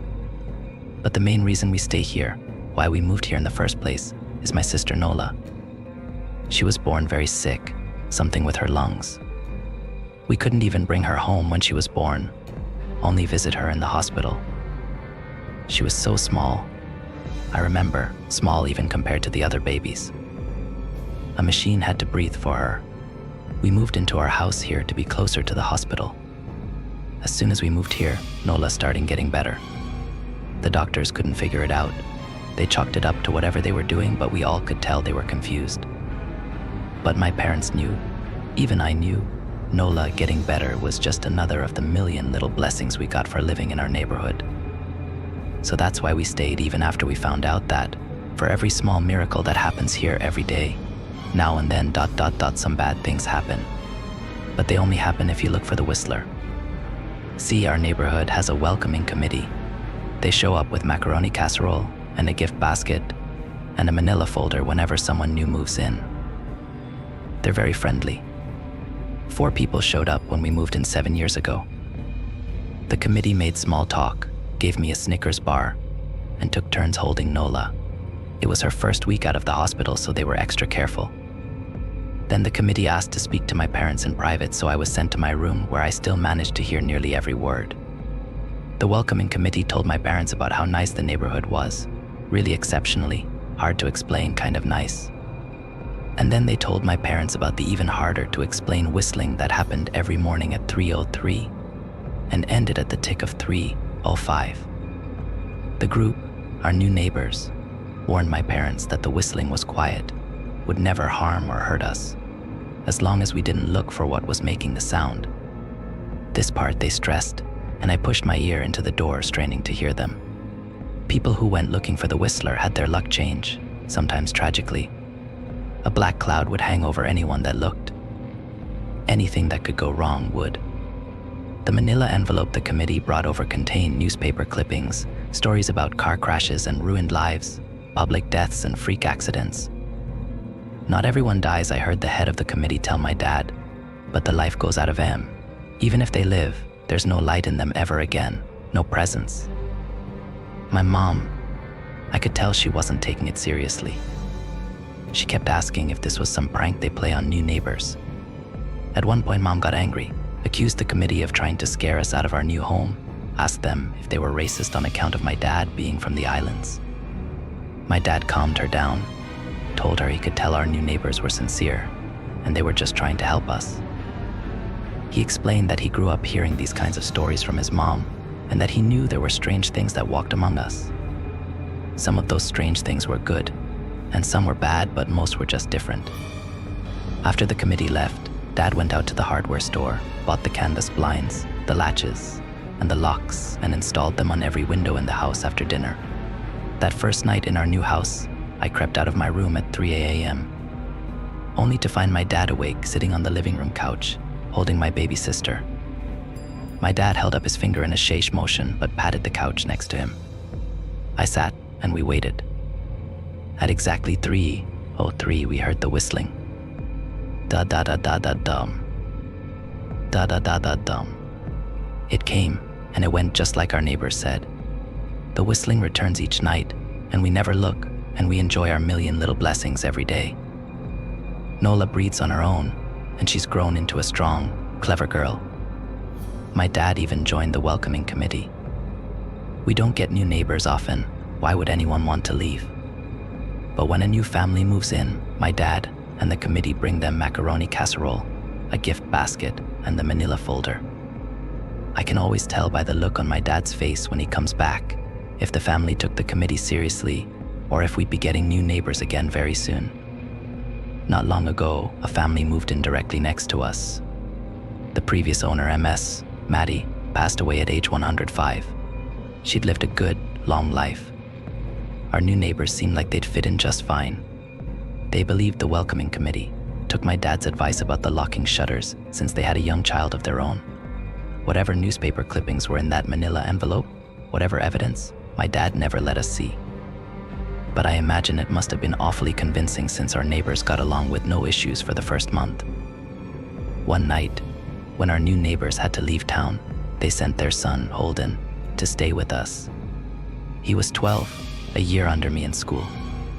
I didn't know him well before that night, but as soon as his parents dropped him off after dinner, I could tell it was going to be a bad time. "Do you know who is always out there whistling every night?" Holden asked the moment the adults left the room. The three of us were sitting in the den, some Disney movie playing idly on the television. My sister and I exchanged a glance. "We don't talk about that," I said. "I think it's that weirdo that lives in the big yellow house on the corner," Holden said. "Mr. Tolles?" my sister asked. "No way, he's really nice," Holden shrugged. "Must be a psycho killer, then." Nola tensed. "We don't talk about it," I repeated. "Let's go in my room and play Nintendo." We spent the next few hours playing games, eating popcorn, and then watching movies. A typical sleepover, but I could see Holden was getting antsy. After my parents had wished us a good night, locked the blinds, and gone to bed, Holden stood up from his beanbag and walked over to where Nola and I were sitting on my bed. "Have you ever even tried looking?" he asked. "It's nearly time." Like most sleepovers, we'd conveniently ignored any suggestion of a bedtime. I was shocked to see he was right. It was almost 3 a.m. I sighed. "We don't. See, I can't. I can't even try to look because my dad locks the blinds every night and hides the key," he continued, ignoring me. "So does our dad," said Nola. "No," replied Holden. "No, he doesn't." "You saw him do it," I said, a little sharper than I meant to sound. Holden grinned. "Your dad locks the blinds, yeah, but he doesn't hide the key. He keeps it right on his normal keychain." So I asked, worried I already knew what he would say next, because I had noticed that my dad didn't bother hiding the key anymore after all of these years, because he knew we took it seriously. "So, after your dad locked up but before your parents went to bed, I went to the bathroom, and on my way, I may have peeked into their room, and I may have seen your dad's keychain on his nightstand, and I maybe went and borrowed the key to blinds." Nola and I stared, and his grin only grew wider. "You're lying," I said. Holden shrugged. "You can check if you want. Just open your parents' door and look. You'll see his keychain right there on the nightstand." "Stay here," I told both of them. "Don't move a muscle." I hurried over to my parents' room but hesitated at the door. If Holden wasn't lying, my dad would be angry. Beyond angry. I was scared thinking about it, but more scared of an open window with the whistler right outside. I opened the door, barely an inch, and looked in, but it was too dark to see. Taking a deep breath, I walked into the room. 2 steps into the dark, I froze. The whistling started, and I could hear it clearly ... from my parents' room. I never realized, but they must have heard the sound every night since we moved into the house. They never told us. I don't think I could have slept through it. I stood there, listening to the whistling come closer, unsure whether I should turn on a light or call out for my dad. Soft sounds from the living room brought me back to reality. Ola were standing near the front door next to a window. Holden wasn't lying. I could see him fumbling with the lock on one of the blinds. I heard a click. He did have the key. Holden let out a quick laugh. Nola stood next to him, hunched up, afraid but maybe curious. The whistling was right outside our house now. I think I made a sound, called out. I can't remember. Time felt frozen, clock hands nailed to the face. But I found myself moving. I'm not fast. I've never been athletic. Somehow, though, I covered the space between myself and Nola in a moment. My eyes were locked on her, but I heard Holden pull the blind all the way down so it could release. I heard the snap of it start to raise, and I heard the whistling just on the other side of the window. But I had my arms around Nola and I turned us so she was facing away from the window. At the same time, I jammed my eyes shut. The blind whipped open. The whistling stopped. I felt Nola shaking in my arms. "Don't look." "Okay," I told her. "Don't turn around." We were positioned so that she was facing back towards the hallway, and I was facing the window. My eyes were still closed. I felt her nod into my shoulder. I reached out with the arm not holding Nola and tried to touch Holden. My hand brushed against his arm. He was shaking worse than Nola. "Holden," I asked. Silence. I reached past him and gingerly felt for the window, eyes still sealed shut. The glass was cold against my fingertips, colder than it should have been for the time of year. I moved my hand up the window, searching for the string to the blind. The glass began to get warmer the further I reached, and there was a gentle hum feeding back into my fingertips. I tried not to think about what might be on the other side of the window. Finally, I touched the string and yanked the blinds shut. I opened my eyes. In the dim light leaking out from the kitchen, I could make out Holden, pale and small, staring at the now closed window. "Holden," I asked again. He turned towards me, and he screamed. Everything became a flurry of motion.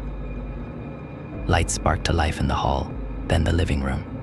My parents' footsteps thudded across the hardwood floor. I didn't turn to look back at them. My eyes were glued to Holden.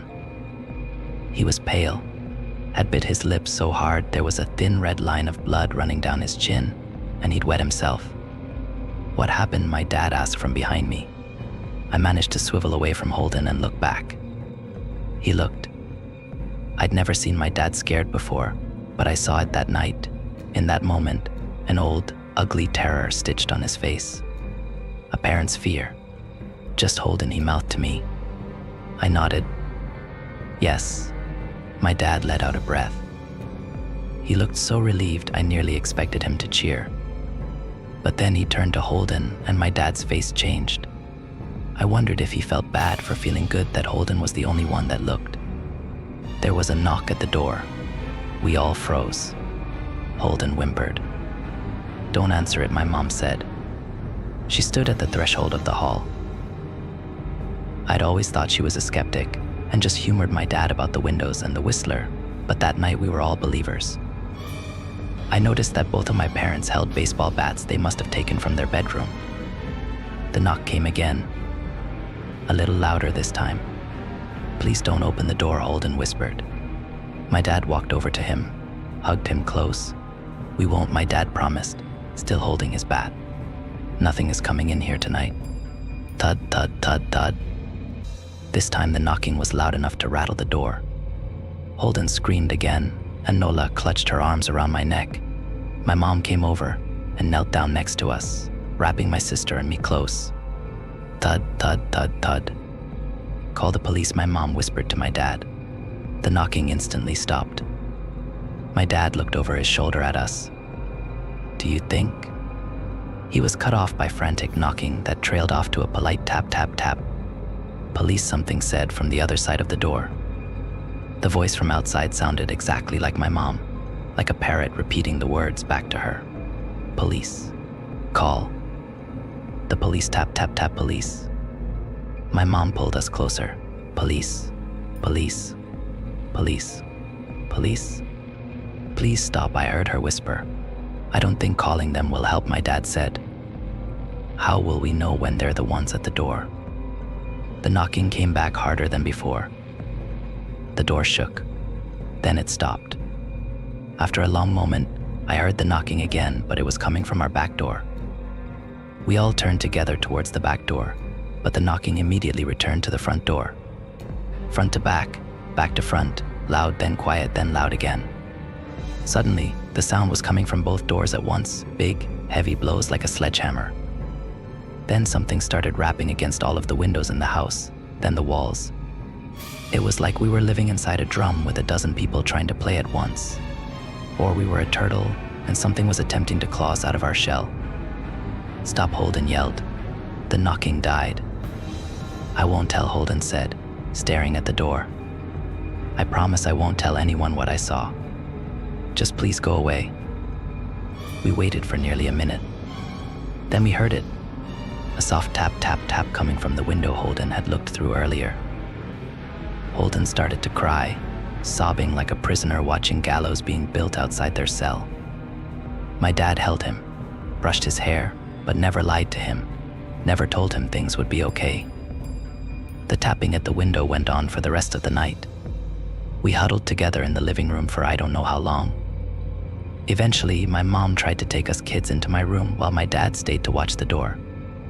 But the second we moved into my bedroom, the knocking came back, so loud it was possible to ignore. I was afraid the door couldn't take it. We went back to the living room, and the knocking stopped. Only the tap, tap, tap on the window remained. None of us slept that night. The tapping stopped around 7 a.m. That's about the time the sun comes up here. We waited another 2 hours before my dad opened the blinds from one window. He made us all go back to my parents' bedroom first. I heard him open the door, then come back in. Okay, he told us. It's done. Holden's parents came back around lunchtime. My mom and dad walked Holden over to his house, and they all went inside for quite a while. Nola and I watched from the window. She stuck to me the whole day, right at my side, sometimes holding my hand. When my parents came back, they looked grim, but wouldn't tell us what they said to Holden's family. It was a Sunday, so we all spent the day together, ordered pizza, and watched movies. That night, everyone slept in my room, Nola and my mom in the bed with me, my dad in a chair he'd pulled over. There was no knocking that night or any night since. We didn't see much of Holden or his parents for the rest of that week, but by Thursday, there was a moving truck in their driveway. Nola and I watched them packing up the whole afternoon after school. What sticks with me most is how tired Holden and his parents looked. All three had the same pallor, grim mouths and lightless eyes. Even from across the street, I could tell something was very wrong. Holden and his family were gone before sunset. I remember what the original welcoming committee said to my parents when we moved in. Not everyone who looks at the Whistler dies, but even those that live have the light go out of them, and the rest of their lives are full of misfortune. A million little tragedies. I think Holden's parents must have looked, either to comfort him if they didn't believe or share the burden if they did. I watched Nola some days, happy and young and alive, and I wonder if I'd been slower, if she'd looked out the window that night, would I have looked too? To comfort her? To share that burden? I'm glad I don't have to find out. We still live in that house, in that neighborhood. We still hear our Whistler walking past every night. The blessings, the luck, the good things here are too good to leave. But we're careful. We don't have friends over to spend the night anymore. And my dad hides the key to the blinds very, very well. Not that I've gone looking. Some things you just don't need to look for. I broke up with my girlfriend, Allison, about 6 months ago. I really cared about her, but I found out she was cheating on me with some guy. Not gonna lie, it hurt pretty bad at first. But that was quickly replaced by rage. That kind of rage that ceases to be an emotion, but rather becomes a living, breathing entity. It didn't help that she immediately broke down and tried to play the victim, especially when I found out the dude had been hooking her up with drugs. It was beyond insulting. She had zero right to play the whole injured party card. Sorry, sweetie, not gonna work. When she realized that, she tried to get angry and yelling and calling me every name in the book. Who are you to judge me? She kept screaming, over and over. At this point, I think her attitude was more appalling than the actual cheating. It was like seeing a child throwing a tantrum in the middle of the mall. Allison even managed to do the same, stomping up and down. I had to admit, I found it funny. I just turned around, walked out of her apartment, and didn't look back. As I was driving away, I saw her run out of the apartment and tried to race down my car. I kept driving, not sparing her a glance. Right on cue, the non-stop calls and texts started coming later that night. You all know the ones I mean. First, there are the ones frantically apologizing and begging for your forgiveness. Sometimes there are ones that try to act all nonchalant and ask about your day in life, as if nothing had ever happened. Then comes the anger-laced ones that try to act all tough and insult everything about you. If you are a guy, there is almost guaranteed to be a shot at your masculinity. For the ladies, a shot at your appearance with a passing reference to some other girl they've had their eye on will be the weapon of choice. A bit of gaslighting usually comes about here. The offending phrase is usually something like, "Why are you being so mean to me?" Or "You are being very immature." Any sort of message rant like this usually ends with something like, "Fine. If you're gonna be like that, I don't need you anyways. Insert rebound's name here is so much hotter anyways." But my personal favorite is when they send you a late night text, usually between 1 and 3 a.m., that goes along the lines of, "I really miss you." The kind that is designed to tug at your heart just enough to get your attention and lure you into talking, but nothing that requires an actual apology. I can't even tell you how many times she messaged or called me before I blocked her. It was almost like seeing a mental patient off their meds. Of all the girlfriends I have broken up with, Allison put in more effort than all the others combined. It was kind of stunning. She was a huge fan of alternating between "I miss you" and "I will burn your house down" depending on the moment. Needless to say, I didn't answer or respond to anything Allison said. I didn't block her immediately because I gotta admit, it was hilarious watching her go to pieces after she cheated on me. But like most sane people, I got tired of it and blocked her number, email, all that good stuff. I went on with my life and everything was good. In January, I started getting these weird emails. At first, they were just like simple stuff. The email address was one I didn't recognize. "Hey, how are you?" Then came the weirdest of all. "Do you have a girlfriend?" I thought it was just spam, so I marked it and didn't give it a second thought. Then, the text messages came. "Good morning, Vince. If you're enjoying this video, please subscribe to our channel and leave a like. Let's continue. How is work going? What did you have for lunch?" I was confused to who this, not to mention a bit suspicious out, so I didn't answer. But my phone dinged to indicate the same number messaged me again. "Did you miss her?" There was a picture attached, along with a smiling emoticon. Just guess who it was. Allison. Same long blonde hair, green eyes, and wide smile. What a shocker. She made that email account to message me and got a new phone. I had put all of this behind me and here she was back. Unbelievable. Girl had major issues. At that moment, the rage returned and I messaged back. "You cheated on me and now can't leave me alone? Bye. Don't you dare try to contact me again or you will be sorry." I blocked the number and thought that would be the end of it. Coming home from work about a week later, I was walking back home when I got a phone call. It was my neighbor, Mrs. Arlington. Sweet lady.